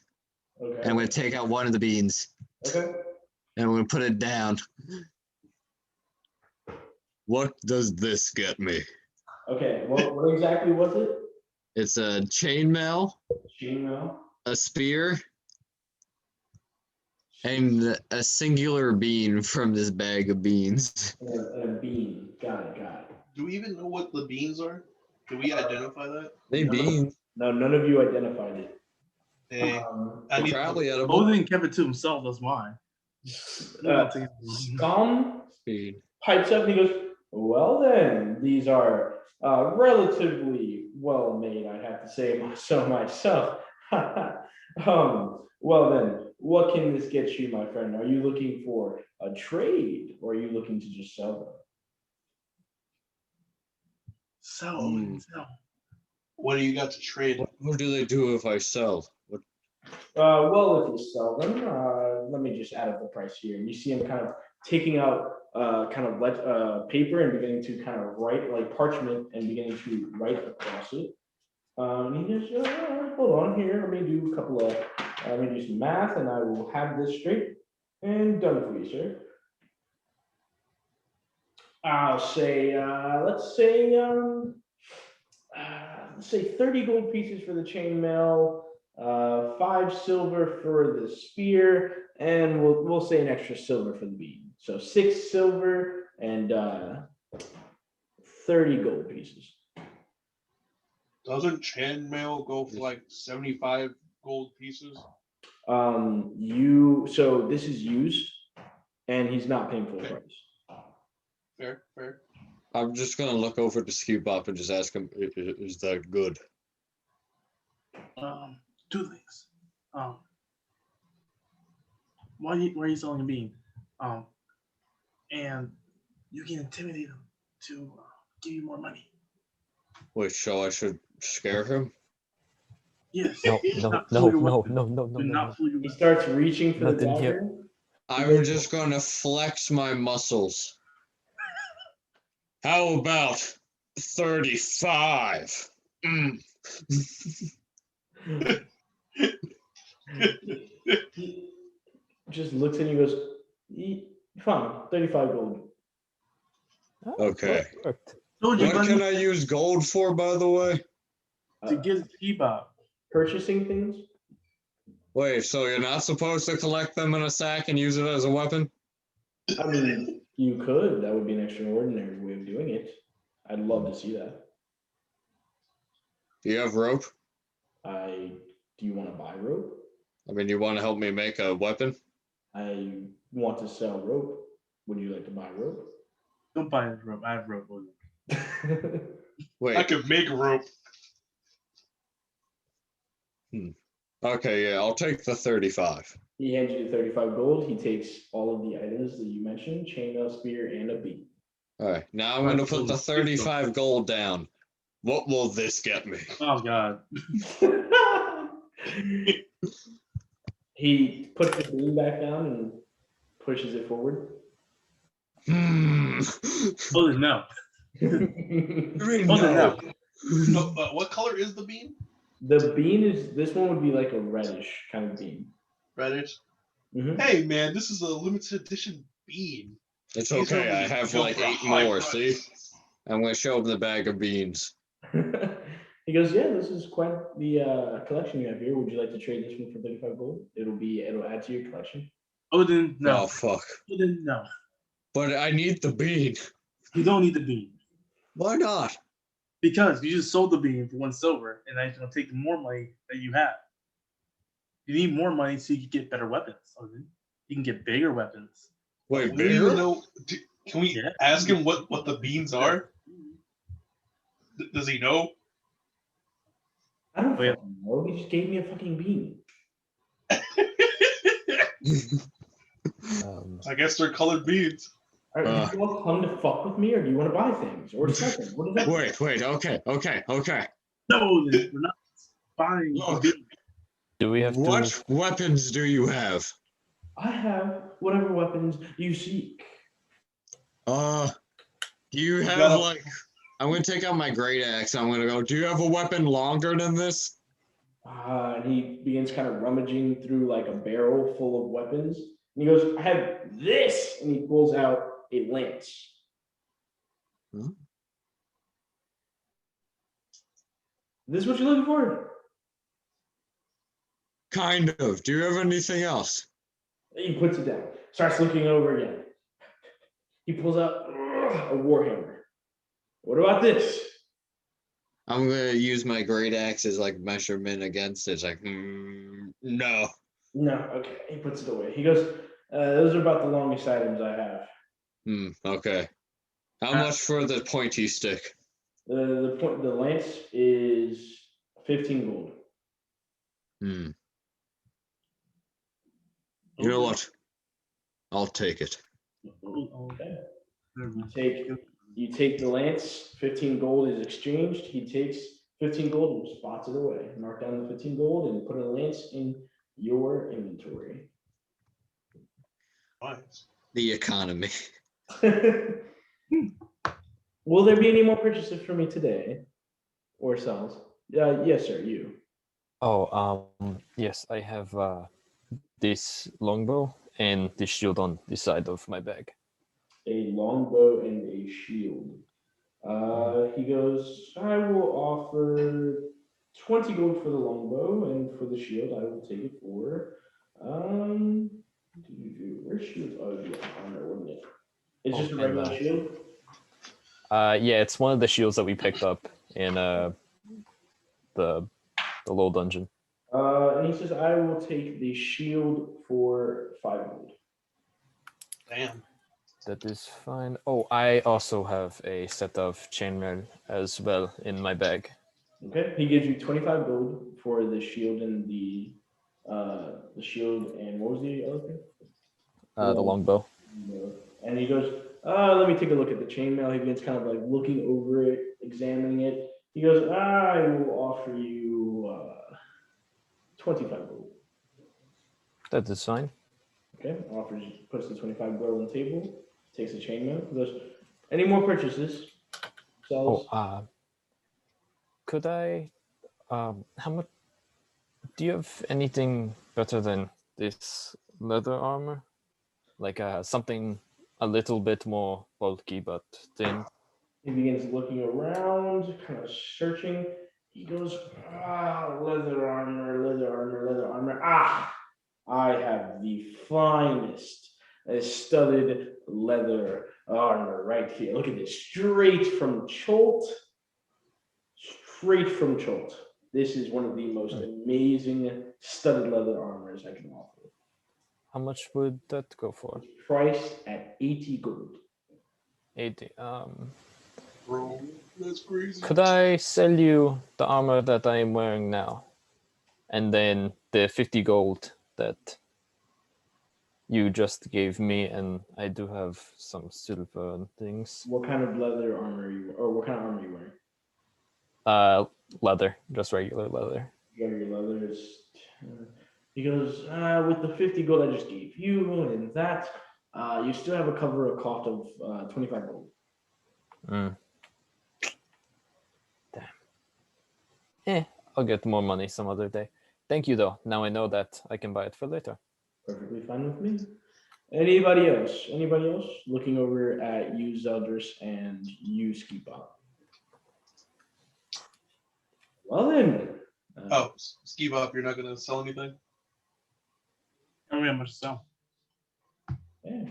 He goes, I do not understand why the animosity. We I should got be you. friends here. Zeldris. I opened my bag of holding. I told my skeletons to pass me chainmail, 5 maces, 4 shields. And I plop all that on the counter. What can I get for this? 5 maces and how many shields? 4 shields and 1 chainmail. And 1 chain. Okay. He goes, and you start like pulling all of this out of the bag and setting it down. He goes, wow. Oh, wow, you guys just, can you fit anything else in that bag? Yeah, you wouldn't believe it. Well, are you looking to sell all of this? Yeah, all the stuff on the counter. Okay, well, See a little bony hand on there? well, actually, as you think of the armor, it just pops up in your hand. Oh, that's cool. Give me 1 second so I can add up the prices.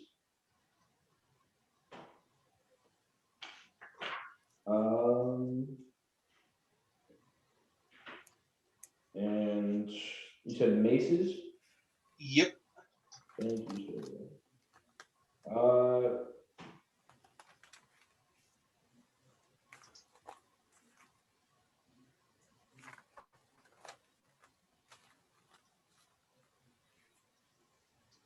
He goes, for the lot, I'll buy it off you for 65 gold.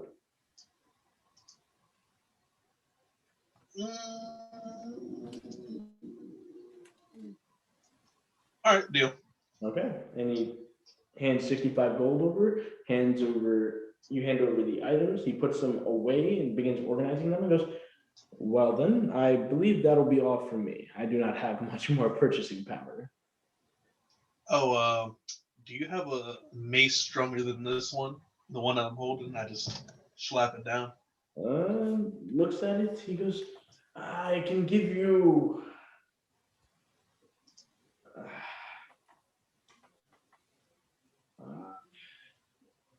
You're looking for something with only that's one-handed or two-handed? One-handed, preferably just another mace with any kind of perks on it. He's looking around. He says, there's not much else I can do for you, sir. I apologize. That's fine. I'll be back another day. Understood. Thank you. And he hands the item back to you. And he goes, well then, with that, I have more business to continue to. I bid you all a good day. So long. And Thank you very much. you know where to come back for any more goods. Indeed. So you guys all begin packing up and going on to continue. Where is your next objective? Good, Lelouch. Oh, I just want to say to Scum, dress accordingly. It's going to rain later. You can see from the clouds. He looks up. He goes, much appreciated. He takes his cloak and pops his hood. Can I use the blessing of the forge and imbue magic into my mace? Absolutely, yeah. Do your +1. Yep. All right. And with that, your mage surges with divine energy. And so, At least I got this magic in it now. and where's your next destination, boys? Can I talk to Lelouch real quick? Yeah. Where are you guys walking to as you're talking? Are we going to like, the magic item shop? Oh yeah, we were heading to the Sorceress' Sundries. Gotcha. Hmm, Feel okay. free to, yeah, you can go ahead and role play while you guys are walking there. Oh, Yes. why'd you throw this crown at me? I need you to identify it. You see, last night I had a bit of trouble prying out the stones. Usually it does not work so hard. I looked into it and I saw they were flickering with a sort of magic. It's not anything. I wouldn't say it's anything natural because it's magic, of course, but it's not my sort of cup of tea when it comes to magic. I was wondering if you would know something about this. Let me really look at it. I guess that's the one Arcana check. Okay. You're gonna make an Arcana check. Yes, sir. Go ahead and make. Go ahead, buddy. Ooh, 21. 21. You can tell that the crown itself has been imbued with some type of evocation magic. Definitely magical. I don't know exactly what it does, but I think let's go over to that what's the name of it? The Sundries. Yeah, these sundries. They'll be able to help us out a little bit more with identifying what this thing is. Okay. May I have it back? Like no. Thank you. And I'm gonna go and I'm just gonna put it on my head, just as a neat little decoration. Got it. You place it cleanly on your head, and you guys begin making your way to Sorcerer's Sundries. As you make your way to the front, you can see the brown wood store with the front with a simple italics to just say Sorcerer's Sundries. Go ahead and make a perception check as you guys get it at the front, everybody. 12. 14. 14, 13. 14. Zeldris, I'm sorry. What did you say, roll? perception. Perception? The one thing I'm good at, but watch me fail. Okay, never mind. 22. 22. Nice. So, you guys are all making your way towards the entrance. Zeldris, you see an individual that kind of catches your eye. It's in an alleyway opposites of Sorcerer's Sundries, in the direction you guys are coming from. You just see an individual kind of flicking a coin, looking around back against the alleyway wall, kind of just looking around, and you make eye contact with them, and they make eye contact with you. And as you do, you can see that on the opposite hand, this finger is missing. And that's it. Okay. Hey guys, check out that weird guy with the missing finger. Missing appendages is not funny. Hey, I wasn't making fun of. I say he looks weird. It looks so funny.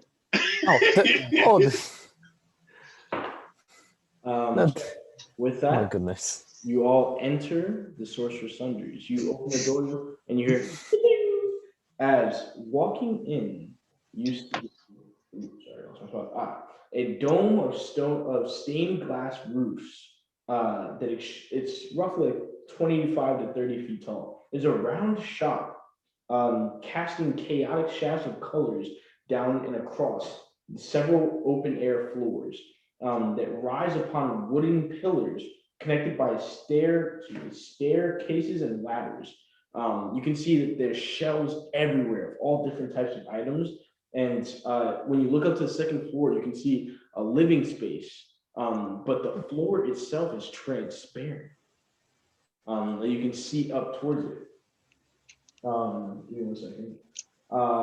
You see in the living space rare plants and bookcases. And on the bottom floor, you can see all different types of items all over the walls.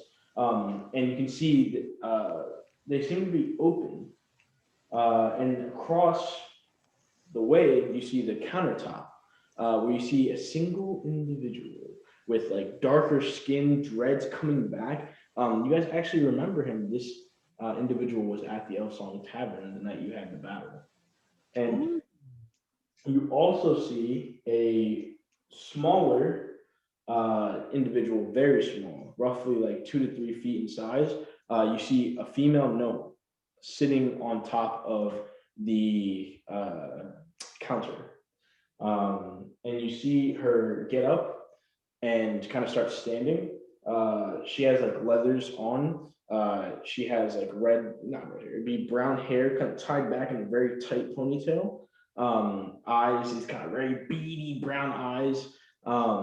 And the individual sits up, human, roughly like 6'2", black dreaded hair all the way back, like pulled back. And you see these elegant robes, all of them. And he goes, well, hello there. I remember your faces. Welcome to the Sorcerer's Sundries. It is nice to make your acquaintance. Hello. He goes, my name is Revolved Blackhand. And as he says that, you see one of his hands. Give me 1 second. You see his right hand is withered, like dried up raisin was withered, and the left hand is, you see it's, the vitality is there. It looks normal. And he goes, If you don't mind me asking, why the fuck is your hand like that? if you don't mind my response, I actually do mind. Fair. Well then, strangers, I've told you my name and my assistant here. Her name is Gilligan. How do you spell that? Gilligunn.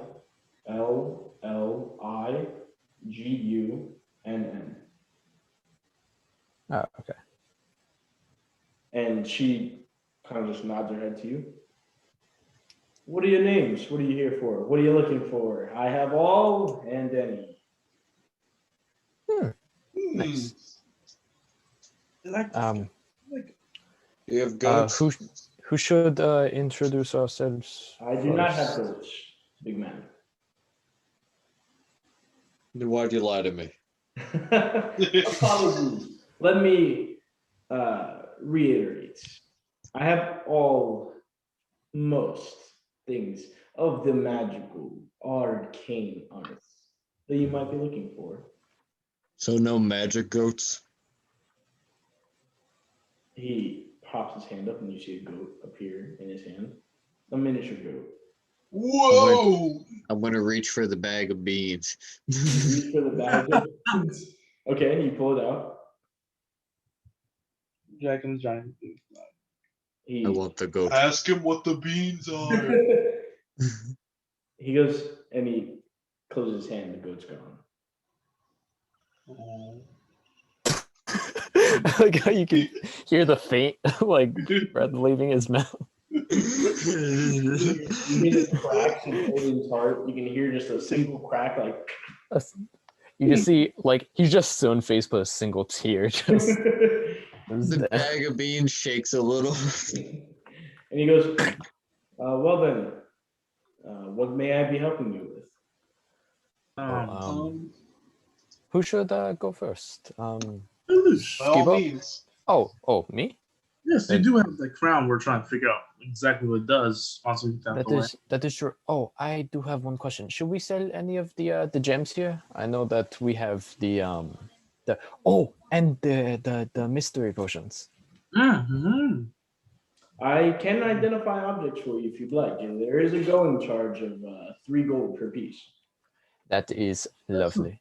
Okay. Make it 2. No, stop. Do not with these people, please, Odin. Like Odin, listen. You have amazing muscles, He and My they worked pecs last are time. gonna But do. he goes, I feel as though I can help you. Your name is Odin, he says, correct? Yes. He opens his hand, the goat appears, and he just throws it, and the goat begins literally like galloping through the air around the shop. he's a I am simple man. full on sprinting after it. And as you begin sprinting across the shop, trying to grab onto this goat, he looks at you and goes, he looks at you, Lelouch, and he goes, that'll buy us some time. Now, Thank you very much. Man, he is a very simple Special one. but a very kind man. understandable. Now, what is it that you'd like me to identify? This. And I take off the crown and I put it up front. And skip up. Do you still have the potions? Oh yes, yes. Okay. We also have a few other potions and things that need to be identified. You put down the crown. You put down which potions? The mystery ones. Okay. The mystery 2 vials. And then One was red that wasn't healing. so there was the 2 red ones, then the rest were healing, and then you put down the crown. Anything else? Should we sell any of the gems that we have? I think it'd be good for us to keep it. I have a spell books. That No, is true. We do. Oh, he goes, Spellbooks. I would happily buy those off of you if you'd like. Well, first off, allow me to, and he takes the crown and the vials. You see him begin weaving arcane incantations on the vial. The vial kind of lights up an aura. You see his eyes kind of light up in an aura for a second. He goes, oh, these 2 are potions of fire breathing. Fire breathing? Yes, a potion of fire breath. That is fucking cool. And I get one. that'll be 3 gold for those, by the way. 3 gold each or just? Just 3 gold for the vials and 3 gold for the crown. Okay. Skip up. Do you want to handle the vials? I'll get the crown. For the vials. Okay. You Gotcha. throw Yeah. 6. Each of us are gonna. He begins. Yeah, those 3. He begins incanting again, and he grasps the crown. This time, you see him focus even more, and his eyes kind of light up. And he sets the crown down. And he goes, "Where did you find this? This is a very interesting piece." I'm sorry to interrupt. We are just doing some dungeon diving. Well, this. Hold on, I think. Can you hear me? Yeah, we can We can hear you. We just can't see you. Yeah. Yeah, you're. That hurts more than anything. I'm so sorry. There we go. Can you- Hey. There we go. It's kind of freezing out a little bit. Give me a second. Just wait for it to focus. Okay. Hold on. That lag would be hard. Yeah, it's lagging Yeah. right now. I don't know why I'm trying to drink out of this glass. There's nothing. Yo, it be like that sometimes. Okay, can you hear me? Yep. Yeah. Yes. Okay. He goes, this is the the crown of chromatic breath. The wearer of this, after attuning to it, can breathe out one of these destructive energies. whether it be lightning, fire, acid, poison, or what's that last one? And ice. And he goes, however, only one of these destructive energies can be used per day. So cool. he goes, the wearer would, for example, breathe fire one day, not be able to breathe fire the following day. He'd be able to use one of the other four. And then after that one day, the fire would recharge. Interesting. And this is a custom item, so you guys would have to create it. But basically, when you attune to it, you guys can write down the details if you want. But when you attune to it, as a bonus action, you can breathe out this destructive energy, and you can use it once a day. Awesome. I'm going to be honest, Skip Up. That thing sounds fucking awesome. He goes, I'd be willing to buy it if you'd like. I'm gonna look at Skip Up. I'm like, do you want to sell this? I thought you wanted it. Yes, please. I'm just gonna take it, just put it back on. Okay, put it back on. He goes, well, what can you do, huh? Yes, if I'm being honest, if it wasn't so cool, I would have sold it. And at this point, Odin, you actually catch up to the sheep. The moment you go to grasp it, it like darts right back to his hand. Damn. It's like a laser pointer. And he, You know All Might when Bakugo got taken right in front of him? oh yeah,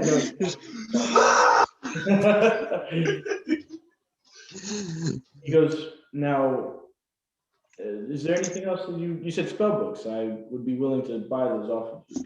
Not mine. Nice book. No? Not mine. Soldiers.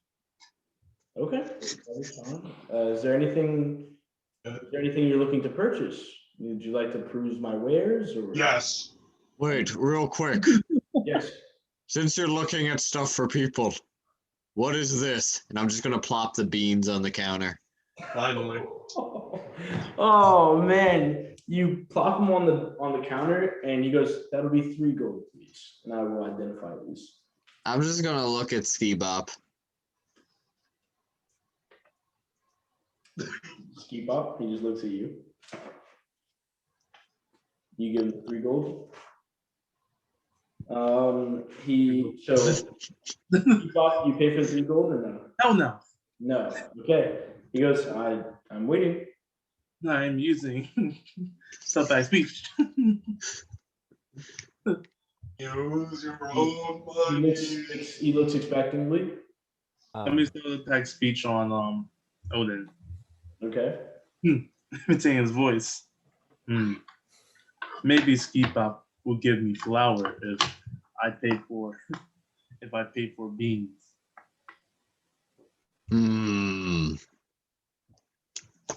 Right on the counter, 3 gold. Okay. You put 3 gold. He takes 3 gold and he begins hinting and use the identify spell. He goes, oh, this is actually quite the rare item. This is a bag of beans. Inside this heavy cloth, how many beans did you have? 8 or 9? It's 8 now. 8. Yeah, he sold one singular bean. The bag of beans weighs about half a pound.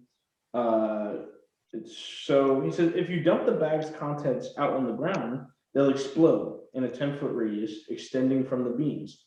Each creature in the area, including you, must make a DC 15 dexterity saving throw, taking 5d4 fire damage on a failed save, or half as much on a successful one.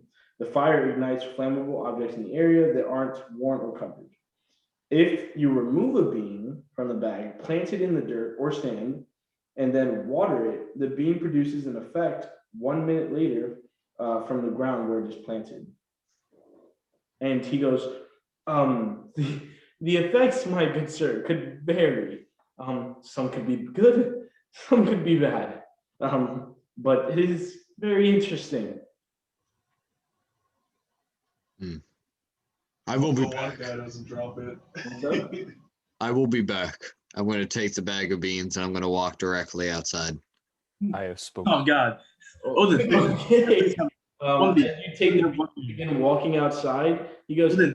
I would recommend that one of you stop him. But Odin. it is up to you. Odin, would you prefer daisies or lavender? I'm I'll give you a determined. goat for those What do you do, beans. Odin? I'm determined. I'm continuing to walk towards the door. Odin. Walk out the door, tring, and 2 goats for those bag of beans. I will turn into a giant goat for you. I'm just gonna look around outside real quick and see if there's like a water pump or something anywhere. I don't know. make a perception. 3. There goes Odin. How much is a goat actually? 11. 11. No. At the moment, looking around, you're not sure. You probably have to run around and look. Is there like any dirt like around? Oh, absolutely. Yeah, the ground is, there's plenty of dirt. The lower. Oh yeah, I was just gonna get on my knees and start cupping out some dirt. Oh man. You cup out the dirt. It doesn't take you very long. You plant the bean in there, I assume. Yeah, and then I'm gonna cover it up, and then I'm just gonna take my water skin and just pour some mortar on it. Okay. Do you wait for a minute? Yeah, I'm just gonna sit like crisscross applesauce, sitting like looking directly at the ground. Roll a d100 for me. Oh god. Jesus Christ. Oh no. I hope it's something good. 76. 76.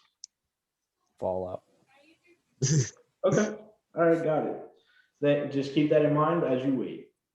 The rest of you, what are you doing inside the shop? You go. I'll go ahead. Go ahead. Do you have anything magically enchanted? You're in a magic store. But I have many things. I have spell scrolls, I have oils, ointments, wands. What are you looking for? Let me check out your scroll. Sure. And he pulls out a couple of scrolls. The first scroll he pulls out is a spell scroll of invisibility. The second one he pulls out is a spell scroll of arcane lock. And he pulls out another invisibility scroll.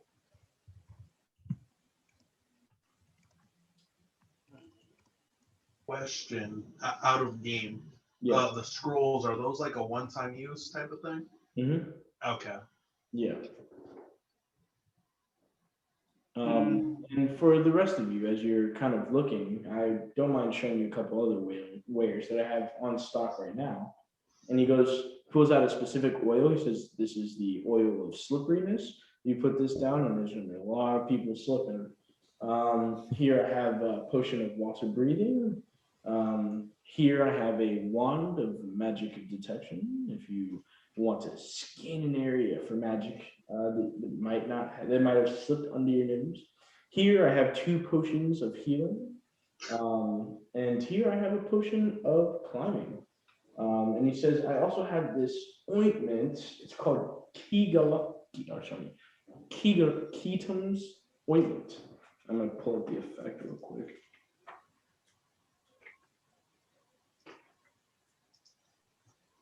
Kegos ointment.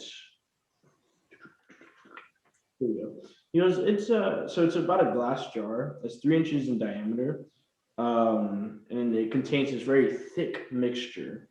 That smells faintly of like aloe. He goes, you could take a dose of this ointment and swallow it or apply it to your skin, and the creature receives extra vitality for the day. But you would get extra hit points for the day. The creature regains hit points, ceases to be poisoned, and is cured of any disease. Interesting. You could use the ointment to heal. and Yeah. cure yourself of disease or poison. Zeldris is very interested by looking at the black mark on his arm. Okay, ski pop. How much is your arcane lock? The scroll for arcane lock here is worth 130 gold. Ooh. I mean, you could sell some of those spell books, and this might be cheaper. Zeldris! Hey, I gave you one spell book. I got 3 for myself. You can't And one of read them's locked. You can't read it. So I can learn. Actually, can I see the one that's locked? I don't know, man. I stole this from a woman that beat you. Where she stabbed you like 6 times. Again. Alright, Able to use it against someone else. Selling them. I'll give you. And one as you guys extra are book. as you guys are looking through this, Odin, in the front of the store, You're done. you see a Oh no. single. Hold on, I'm sorry. I gotta go back to the bag of beans. You see a single. Damn, where am I looking? Bag. BA. There. Hopefully it's good. It's a giant fire Hope giant. so. You see a single like sprout of like come out, a little root, as it immediately begins to grow and develop into a massive tree that's about 25 feet tall. And In front of this store. it is a fruit tree. And you can see 1 second. You see 29, 30 roughly pears, growing pears, apples, a mixture of different fruits growing on the trees. I'm going to shake the tree. You make a strength check. Are you trying to get the I'm trying to knock the fruit out. Go for it. Yeah, make a strength check, buddy. 20. 14 plus 6. Damn. Say it one more time. 20. Yeah, 14 plus 6. As you knock him down, you begin shaking him. You see a freaking root comes up for a second. But roughly with 20, I'd say about 20 of them fall down. Okay. It's about 10. I shall collect them. Roll a d8 for me. 5. 5. Okay. Fuck, where'd my pen go? Oh, there it is. All right. Yep. Just keep that in mind. You have 5. You have 20 silver fruits. Gotcha. And then I'm gonna just kind of have them all like balled up in my arms and stuff, and then I'm gonna walk back into the magic shop. All You the guys, fruit. after hearing like a quick shaking from outside, you see Odin walking in with a just group of fruits. I have discovered endless fruit. Where did you get those from? The beans. What? The bean. What did you do with it? It's simple, Lelouch. The bean solves all. Can I have a piece of fruit? Yes, and I'm gonna just kind of chuck him one. Sure, you chuck him one. Nicholas, roll that d8 again. Yeah, sorry, guys. That's just 2. 2. Okay. What do you do, as a Lelouch? I'm gonna go and I'm just gonna kind of like sniff it. Look at. Is this an apple or is it a pear? It's an apple. Oh, it's an apple. All right, I'm just gonna put it in between my hands and kind of rip it Okay. open. Looks like Yeah. looks like an apple. Looks beautiful. Immaculate. Can I get a bite? Yes, here. Of course. Everyone gets an apple. Yeah. Okay, roll it. Roll it. So who's getting an apple? I want a pear. Okay. I'll give him a pair. Okay. I'm gonna So- take a pair for myself. I want you Apple a to. day keeps So you track all of it. take one. I want you to roll D8 3 more times. All of us 3 more times, or just each of us like roll? No. Just you, Odin. All right, gotcha. Oh no, I'm scared. 2 again. 2. Okay. Well, 2 more times. 7. Okay. 1. And 1. Okay. All right. Go ahead. And Yeah, I'm biting into my half. all of you begin biting into them. It tastes amazing. My Immaculate. goodness. In fact, Odin, you heal 3 hit points. Oh wow. And what's it called? Lelouch, you heal 3 hit points, even though you're at max health, so you just stay at max. I go and I'm gonna go to Roblin and hand him the other half. I'm like, you need to eat this. Who do you hand it to? What's his name? Roblin or Rovelin? Oh, you're I thought it talking was about Polly. the proprietor. Yeah, the proprietor. And he goes, give me a second. Also, what's it called? Ski Pop, you also heal. However, Zeldris, you do not. I wonder why. However, he goes and he does detect magic, and he looks over. He goes, "Oh, I understand now. There's 2 more in that pile that you're holding that have a magical aura. Wait, 2? Only 2 more in the pile." And he points to the 2 that are. Oh. Zeldris, Yes. the bag. You're lucky we're good friends. And you just you pour the apples and the fruits inside. Yeah.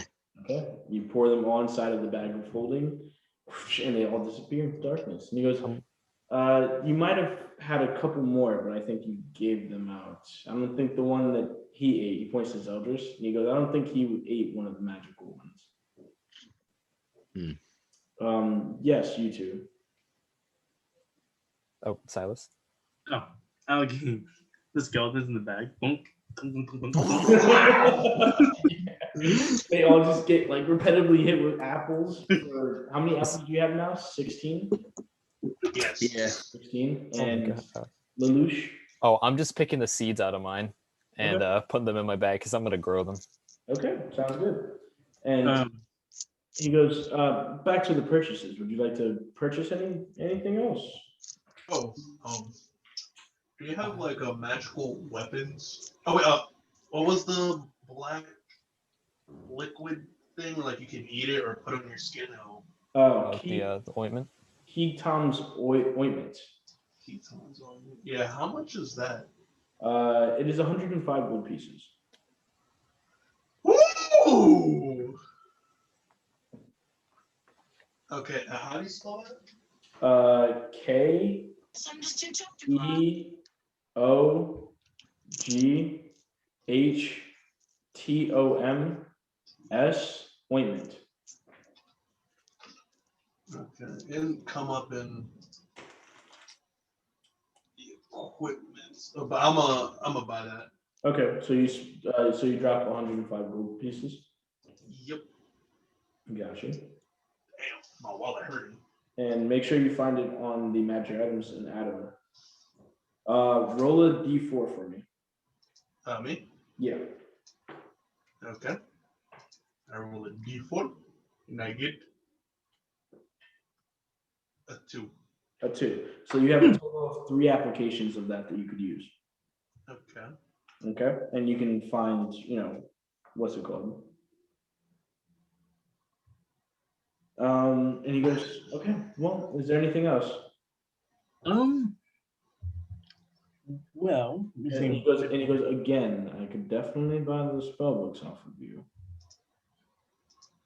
maybe not buy this one, but I just see he gave me the one with the lock. Do you think maybe I didn't give you the one with the lock. I gave you the normal one. No, ask for the one to lock in, so you gave it to me. You know what? I'll open it. You read through it, and we'll make a decision. There's Okay. there's Fair. four spell books. Red leather, upper cover, scaly black, and then the one with the lock. Which ones? There's the red leather one, the umber cover one, the scaly black one, and then the one with the lock. I want the red leather. Let's see if he can open the one with the lock. Yeah, I got the key. Yeah, you guys have the Oh, key. you have the key for it. Yeah, Oh, bro. that's the lock. Okay. I was checking her hair. She had the key. I was like, I'll hold this on for later. Let's sell the other 2 books. Okay. It's gonna take a Is there while. anything important in it before we sell it? Can you read it? Well, it's gonna take a while to read. Man, then what are you good for? It's 4 hours book. Will I be? Can I take a look at it or no? Yes, please. He goes, which ones are you handing him? The one that's locked, but I unlock it. Okay. And what's up, Ski Bob? Can I ask him? Can you read these to us? I can try to decipher them. Yes. I'll pay you 15 gold. Okay. And he takes both the books. You see him begin casting a spell. His eyes kind of light up arcane, and he begins looking through them. You pass him the red leather one. Yes. The red leather book. The red leather book. Yeah. Give me a sec. Dylan, can you write it down? Thank you. We really just had we're having a shopping episode here. The red leather book. Let's see here. Where is it?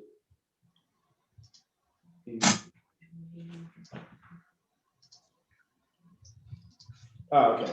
The red leather book contains the spells, he says out loud: Burning Hands, Detect Magic, Disguise Self, Fog Cloud, Ray of Sickness, and Silent Image. And he says, do you want me to look at the locked one as well?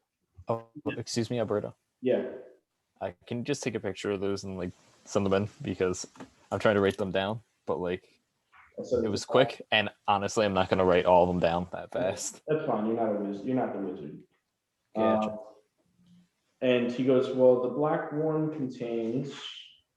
And I will tell you which ones are in the black one. Give me 1 second. But Dylan's our writer person. Let's play more. He goes, the black one contains Chill Touch, Mage Hand, Message, Prestidigitation, Burning Hands, Detect Magic, Ray of Sickness, Shield, Darkness, Misty Step, Scorching Ray, Animate Dead, and Fireball. Fireball. Animate dead. Could I perhaps use that? It's an arcane spellbook, so Only wizards can. you use divine magic. You can still learn the spell. Yeah, you could learn the spell when you get the chance to. I would like to learn these spells someday. Yeah, when you get like powerful enough to. Let's definitely keep the one with the lock. Okay. Could you also read the black scaling one? Sure, if you'd like to hand that to me. He takes it and he goes, this one seems to contain Cloud of Daggers, Dark Vision, Detect Magic, Featherfall, Mage Armor, Magic Missile, and Tasha's Hideous Laughter. Ooh.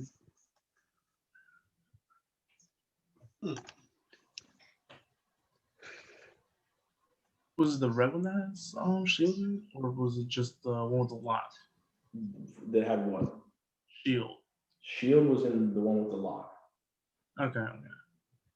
The one we really want is one with the lock. So yeah, I think we can Oh, do. thank you, Alberto. Of course. Then we do without the other one, but the one with the lock, I think that'd be very useful later on in the future. Okay. He goes, I'd be happy to buy the red leather one for 480 gold. Yeah. And if you'd like, I could buy the scaly black one. We could call it an even 1,000. 1,000 gold for both of them.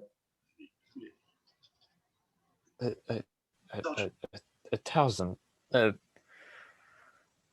My goodness. Is that a lot?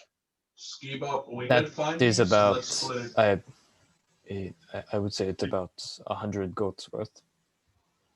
Odin. Well, would you allow me to purchase these or not? We'll keep the one with the lock, but I mean, that's a fair sell. The scale and the red one?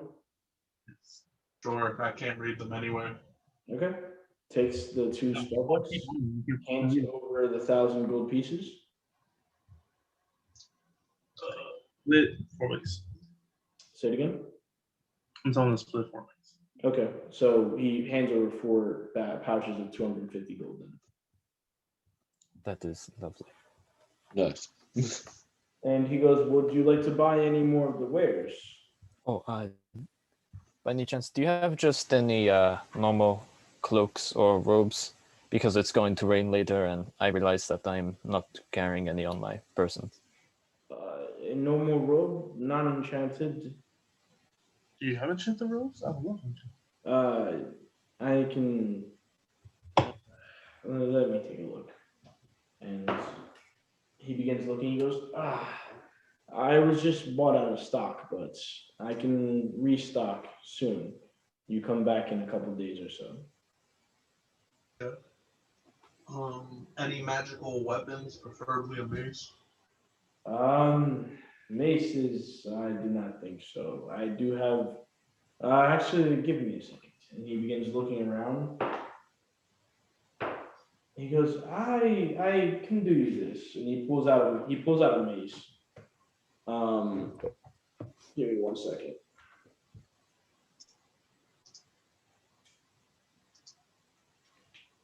He does pull out a mace, and he goes, this would sell. Who just dropped off? Silas? Oh, yeah. He says this would go for about 600 gold. Okay. Ooh, me. First, let me. 600 gold, damn. And it's a very immaculate mace. Just immaculate. No. He goes, it is equivalent to a +1 mace. Oh, I want it. I only have 319 gold. You also have another spell book. Don't you dare, Zolgis. I will No, myself. there's the umber cover one that you never. Oh, Yes, I would sell that. wait. Let him read it first. He goes. I'll read this. Sure. He starts flicking through it, and he goes, "This one has. This is the personal one. I haven't read it. Has charm person, find familiar, identify, magic missile, and sleep." Damn it, has identified. He goes, I would offer you 400 gold for this one. Ski Bob, What happened? is this a good deal? I Which like make this? that. I like He that. said 400 gold. What's in it? Identify some other spells. Charm person, magic Charm missile, person. identify, Sleep and find familiar.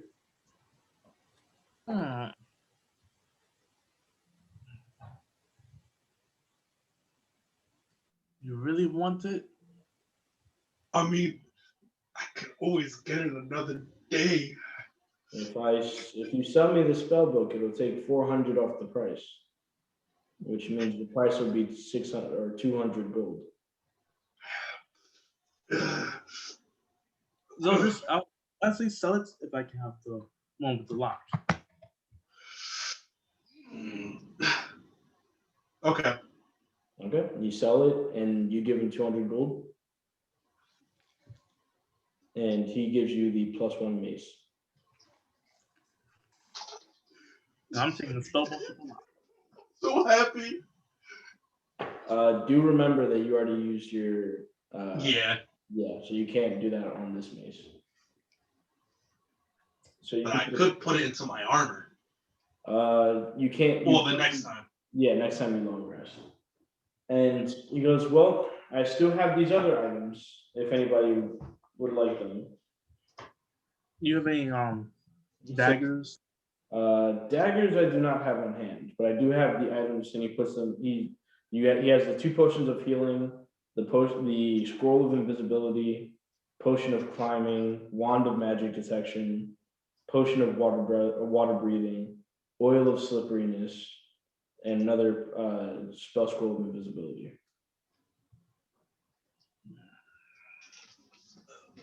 And how much was the arcane lock? Arcane lock was 130 gold pieces. I'll buy the arcane lock scroll. Okay, so he hands you over the arcane lock scroll, and you pay him 130 gold pieces. And he goes, you said you were dungeoning. I do have these 2 potions of healing if you'd like. They're 50 gold apiece. I will take one. Okay, he hands you one, takes your 50 gold pieces. Anybody else? I have one more.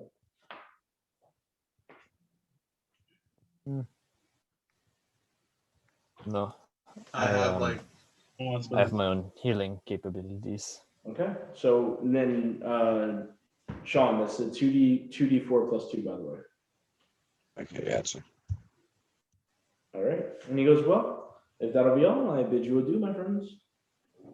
Thank you. And as mentioned before, it's going to rain today. I don't know how heavy, but actually, I think I'll just show you. And I'm going to use Druidcraft again to show the rain cloud and all. Okay, you show it to him. He goes, it's much appreciated. I probably will not be leaving the shop. Skeep up, good. Okay, what level is arcane lock?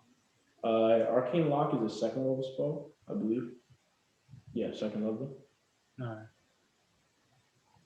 And he goes, well then, have a great day. He waves his hand, and the door opens by itself.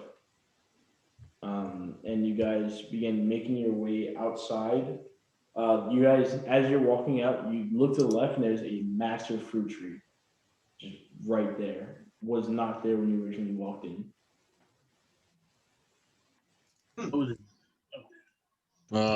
Is this where you got this from? Yes, actually.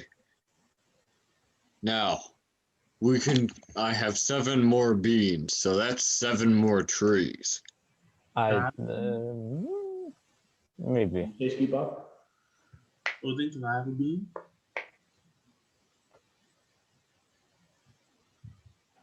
Oh, He hands you a bean. yay. I'm gonna add beans to my inventory. Bean!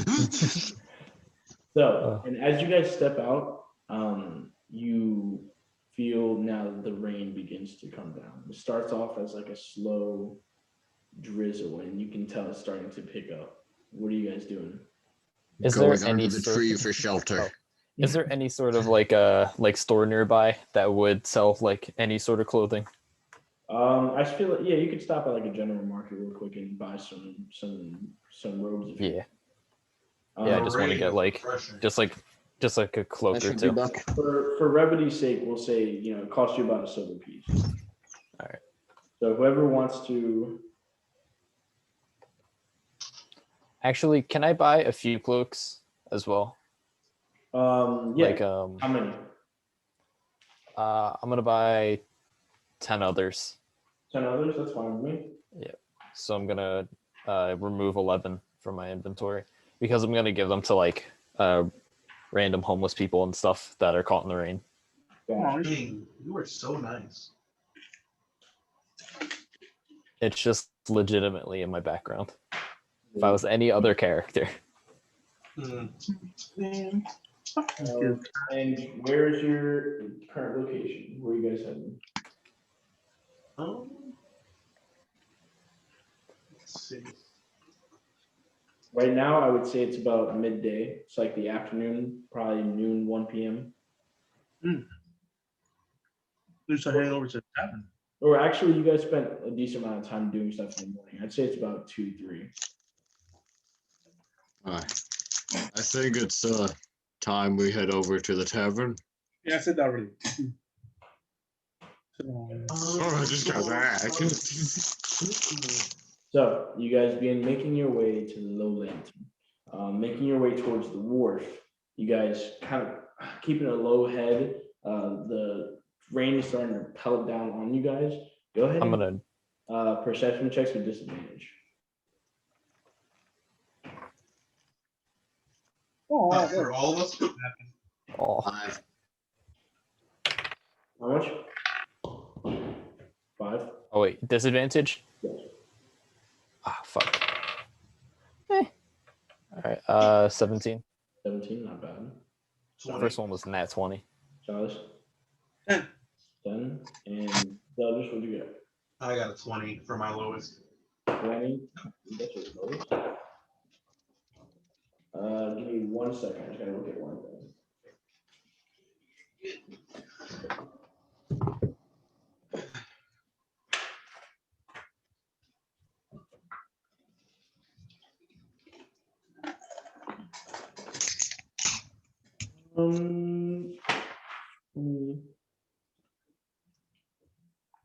Forget the name brand. Sean. No, you guys don't notice anything as you're making your way towards the low lantern. Eventually, making your way down towards the wharf, you kind of get to the coastal side and you see the rain is heavy pelting everywhere. So it's kind of lowering the visibility. But the best you can making your way across, judging from where Wall and also Mortlock told you the low lantern was, you guys managed to kind of get to the location where the wharf is. Everybody's kind of running indoors, closing down the shops. And you manage to see it's a ship, a massive one at that, that has been turned into a tavern. You can see that the rain itself is brought about like a small fog around the wharf, and it sort of encompasses the low lantern. But you see that within 100 feet of it, whereupon it's a tall mast and creaking bulk come into view. The converted ship has rigging but no sails, and it's anchored to the wharf by thick chains. A wooden staircase climbs up the wharf edge to the main deck. A lantern at the bow casts an eerie green light to signify that the tavern is open for business. I'm gonna go. How many cloaks would you say I gave out? It'd be up to you. I would say there would be a plentiful amount of people to hand them out to. Okay. Baldur's Gate is riddled with urchins and beggars. Got you. How many of you don't have cloaks? I asked for it in my character arc. Nah, I made sure. I do not. I prefer not to have one. Okay, so well, it's raining a lot, and also like I don't want your armor to get rusty. I'm giving all of you guys a cloak, oiled dough. and the rest I'm just gonna give out to like random people who need them. The rain. That's all. Purifies the wicked. Cloaks aren't in the inventory. I already checked. You might have to just write that down somewhere that you have it. Gotcha. And real quick, John, did you get the picture I sent you? Yeah, I found it. It was a wondrous item instead of a potion. Beautiful. All right, awesome. And you put down how many you have, right? You have 3 uses of it? Yeah, 3 uses. Awesome. However, what do you guys do as you see the low lantern now? Approach. Never mind, go ahead. I I feel my right forearm.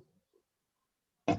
I was talking to you, Chop. Zeldris, you feel it, and you can just feel like that necrosis is still there, kicking. It's kind of pulsing a little bit. Kind of hurts. Hmm. Oh yeah, we Gotta never hit got up that for checked sure. out. We Yeah. never told us either.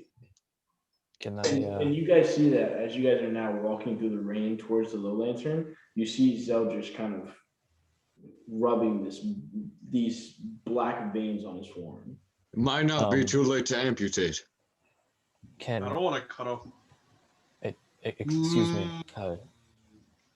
No, I don't want to cut Zeldris. off my arm. Yet. Let me see something. Take out your arm. All right. Remove the armor covering it. All right. I'm gonna cast Lesser Restoration on it. Okay. Give me 1 second. Lesser restoration? Yeah, it can end a disease, a condition, and that's it. As you reach down and grab the arm, your hand pulses with nature energy, like a light green.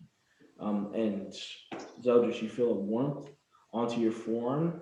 And as you remove the hand, Lelouch, the veins are still black. This does, Damn. Oh shit! this does not seem to be a disease or a poison or a condition. You think my This skin color is- is just changing? No, this is much worse than that.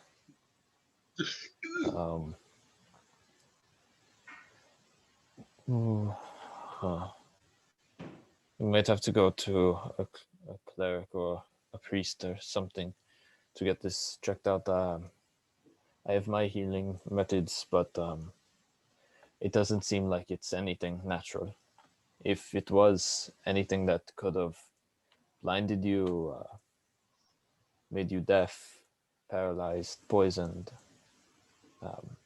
even having any sort of disease, it could have removed it. But this is worse. I'm Yeah. sorry that you must deal with this. Me too. Hopefully, it doesn't affect combat. You I just see a big surely tear come hope out of not. Soldier's eye. Is that the rain, or are you crying? Because it is fine if It's you the do rain. red. It's the rain. He goes, well then, sorry. So you guys are walking to the little lantern, I assume. Yeah. Okay. And as you guys are making your way there, you get to the bottom of the steps, and you can see Mortlock actually already on the top deck, looking over with a cloak up, and he goes, "I've been waiting for you. He's not here yet." Okay. Oh, Odin. I'm going to ask you something. Now, you know how last time you said that to the pirate captain that the lady was upstairs and things? Yes. I don't think we need to be so subtle this time, because he might try to kill us, and we don't want to get kicked out of a bar. I heard that they have a lot of good food here. Okay. Don't be subtle. Yes, try to be very sneaky like. Give them one of your apples. I think he meant he wants you to be subtle. Oh, be subtle. my bad. Don't be. You can say don't be subtle. It's like, Um, as I give you fight. yeah, it's 12. It's almost 12:30. Yeah. I'm getting a little drowsy, not gonna lie. So Wake up, boy. you Wake guys up. make Wake up. your way. Wake up. You guys make your way to the top deck, up the stairs.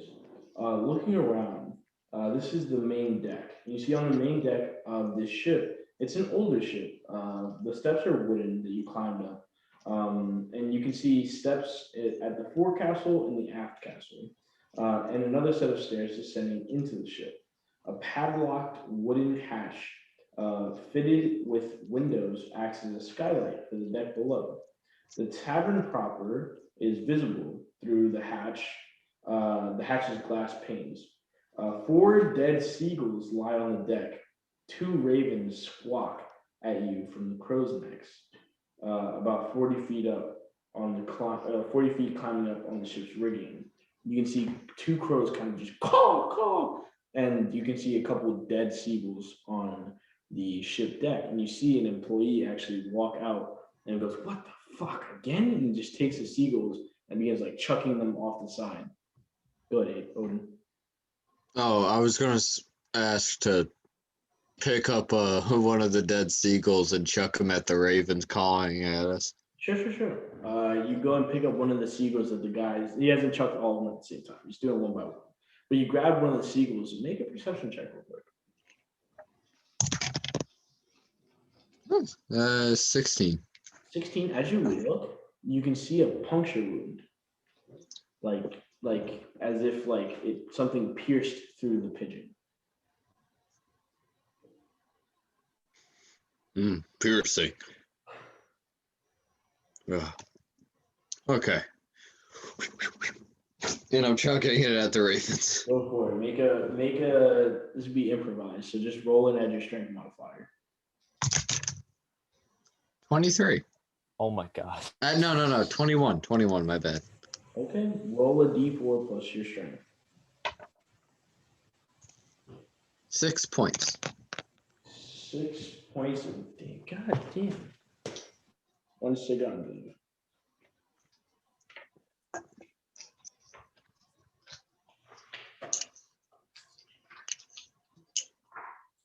Odin, first kill of the game, huh? Yeah. Let me double. Hold this. Hold my meat. You said 6? Yeah. Okay. With that, you chuck it, and the crow, and kind of like moves out the way. You see a couple feathers like come off, and then looks down at you, and then looks at the other raven, like the other crow, sorry, and they kind of like start clawing at you again. And this time they uproot and begin to fly northward. Yeah. I'm just gonna whisper to myself, "You better run." You And better guys keep fly. exchange. However, the worker on top goes, sorry about that. If you're looking for the tavern, it's down those stairs right there. Why do these seagulls have puncture wounds in them? I don't fucking know. They just keep fucking popping up here. Every other day, there's a bunch of fucking dead eagles on this goddamn ship. And I'm stuck here cleaning. Okay. Very well. Okay. I might be having internet trouble, guys. I hear you fine. I can hear and see you fine, John. Yeah. Don't lie to us. Oh no, my computer said internet unstable, Oh, damn. and my whole screen went black, but I still heard everyone. All right. Well, for right now, we can at least hear and see you. So we'll tell you if anything like messes up. Okay. Word. You guys begin to head and descend down the stairs. It's 12:30 now. So do you guys want to end it here, or do you want to keep going? It's up to you guys. Yeah, I know we started later today. Everybody. Yeah. It's up to you guys, though. Yeah, it's up to you guys. Want to go through like one more small exchange and then One more small. we'll head up. One more small. Okay. We'll see like That's fine with me. we'll So you guys begin making your way down the stairs, and Mortlock stays. He goes, I'll stay up here, and if you guys meet him down there, kill him down there. If he makes it up here, I'll handle it." What does he look like? He goes, "My brother is a charismatic one. He has a part in the center of his hair, jet black hair that streams down both sides, pointed nose, kind of like the whole goatee mixed, like the all black connected. He wears darker clothing, but he looks extremely charismatic. he has a flair to him, even though he dresses in darker colors. Hmm. I believe he's rumored to stay on 2 levels down, not the first one down, the second level. Very well. With that, he puts his hood up and stays on the first floor. You guys begin making your way downstairs onto the second level of the of the tavern, and things start to kick up. As you step in, the rain kind of dissipates, and you begin to hear beers clanking, ales clanking, and old shanties, like sea shanties, like that you hear from like Black Flag, Assassin's Creed. Oh. Live, Johnny, live. Exactly. As the entire aura atmosphere completely changes. And you make it down the stairs, and as you make it downstairs, you cut right and cut right again. As you turn, you immediately see what is a bouncer. And you turn right again, and you can see this what it opens up into. Well, you come down the stairs, there's a wall. You turn right, there's a door, and then the hallway leads to the right. You turn right, and you can see the open tavern floor now. And what you see is, and let me double check here. This is, so you see this is a tavern lounge filled with an entire deck lit by oil lanterns hanging around 8-foot tall ceilings with 1-foot long chains that are holding the oil lanterns as they kind of rock with the boat. You see windowless deck contains a bar, couches, coffee tables, tables where patrons can socialize and gamble. And you see directly at the bar, directly up and to the left, you see a female. And she is wearing like a Captain Bicorn. And you see a crab on her shoulder. And she turns to you and goes, "Well met. My name is Lariala Thundereth. For folks around here, just call me Captain. If you're thirsting for a beverage or looking to gamble, you come to the right place. But watch your step. Things can get pretty messy around here." And she kind of like tips her bicorn hat to you all. So, you got Hello, crabs. He goes, "Yeah, this is my buddy here." And she kind of like scratches the crab. The crab like dances like left and right. Nice. Go ahead and make a perception check from you guys. 10. 10. Okay. Remember how I always say perception is what I'm good at? Yeah. Yeah, I got an 8. An 8, a 10, 15. 15, not bad. 7. 7. Okay. So what you guys notice just off the back, there are patrons here on this floor. It's roughly bustling, not too crazy though. You'd imagine it's probably going to get crazier as the night comes. But you see about 5 tables. You see staircases leading further down. You can see the wooden pole where the mast is straight through the ship. And you can see the bar where the captain is sitting. Lelouch, however, you notice a couple individuals that are on this floor, and you would notice, my friends, this is the second floor, you would notice the captain herself. You see a drunken sailor singing sea shanties. He seems like he's wearing sailor garbs. You see another human who's armed, who's looking like he's wearing flaming fist guards, but they're like very like loose and like you can see like drunk like alcohol stains on them. And you see a halfling that's running around just kind of like clanking drinks with people and singing sea shanties. But those are the people that stick out to you on this floor. There are other people out there, but they're just not sticking out to you as much. But those are the people on this floor. People are singing sea shanties, gambling, etc. And the captain goes, "Well, feel free to peruse. feel free to go downstairs as well. And if you need rooms, talk to me. On the lowest floor, we offer some canopies. Yeah. I'm gonna go to the captain. I'm just gonna ask her, have you seen a wall anywhere? She goes, yeah, Wall, me and him, good buddies. I think he lives about a block or so south of here. Ah, okay. He and his family, lovely daughter, I have to say. Very precious, about yay big, beautiful, absolute sweetheart, adorable, love her. Lovely. Thank you. Of course. You guys have this time. What would you guys like to do? Go gamble. You want to head down?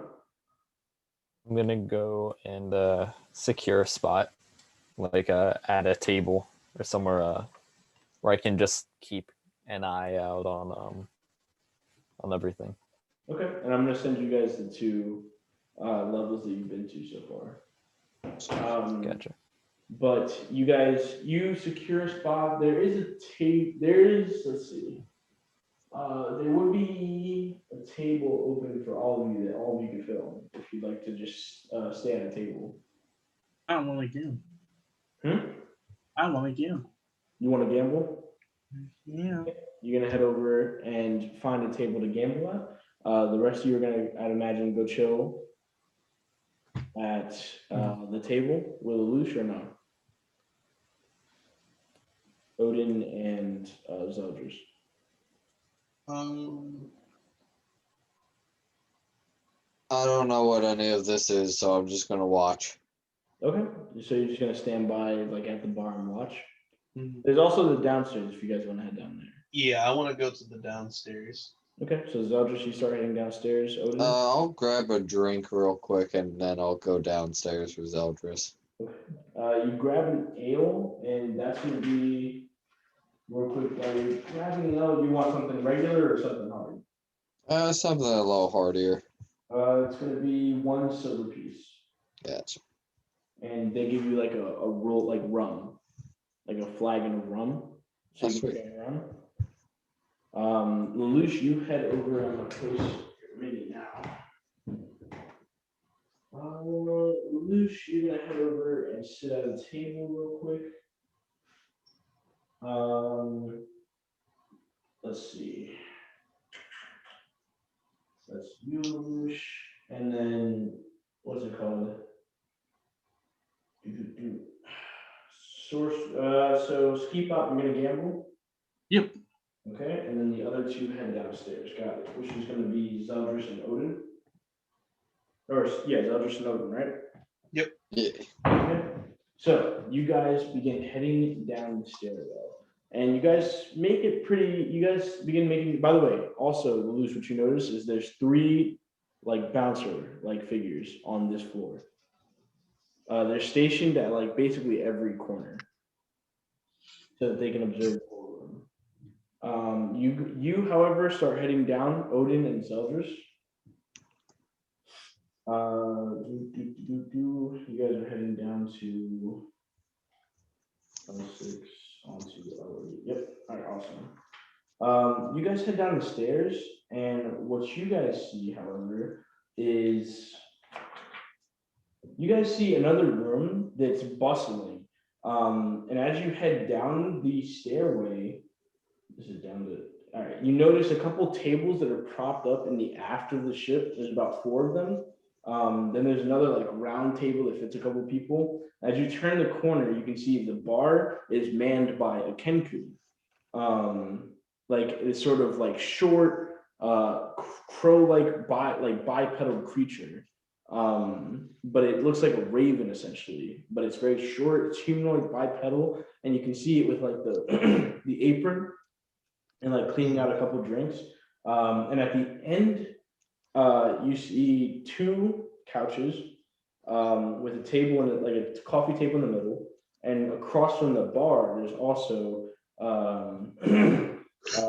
2 tables, or sorry, 2 couches with a table in the middle. Both of you roll perception checks. 10. Perception. The one thing I'm good at. Natural. Oh, never mind. 2 plus 6, 8. 8. Yeah, I mean, there's people on this level. There's no one that particularly sticks out to you, though, I guess. However, something does stick out to you. You see at the end of the room, at the couch at the far end, you can see a figure sitting down that fits the description that you were given by Morlock. Are we positive? You can Well, get of the you can get closer and check it out. Sure, why not? Okay, how close do you want to get? I sent you guys the pictures, the third one in, like the one on the far right. And you guys came down the stairway that's closer to where it says L6. He's down at the very back, like back where it says down to L8, up on top. Okay. Yeah, I guess the last seat near the bar, kind of. The last seat near the bar. Got you. Are you gonna come with me, Odin, or Yeah, I guess so. we'll be drunken sailors together? You guys begin, and you guys take a seat at the last two spots at the end of the bar, and you guys begin kind of looking over in that direction. Before you look, the Kenku goes, "Can I help you?" Yes, I would love a drink. Walk on. You see, like the voice changes from like high to low. Walk on. What you got? Yep. And rum and hard liquor. And you I'll see, take like, some each ale. time it says something, like the voices are at different tones. Mm-hmm. Why Funny are you voices. talking like that? It's not. That's very rude, Odin, to ask why he speaks like that. He was born that way. Wait, What? he was born this way. What? He said. What are you? He's a birdman. Kenku. That.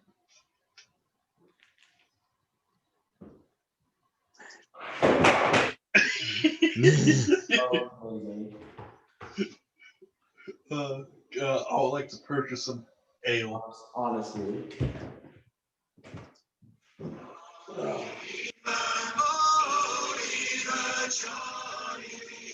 Copyright. I wish No, I that's could. I hate life. I wish I could. But what do you guys ask for? I'm just gonna refill the rum. So that'd be 1 silver piece. And Jay? Some ale. Some ale.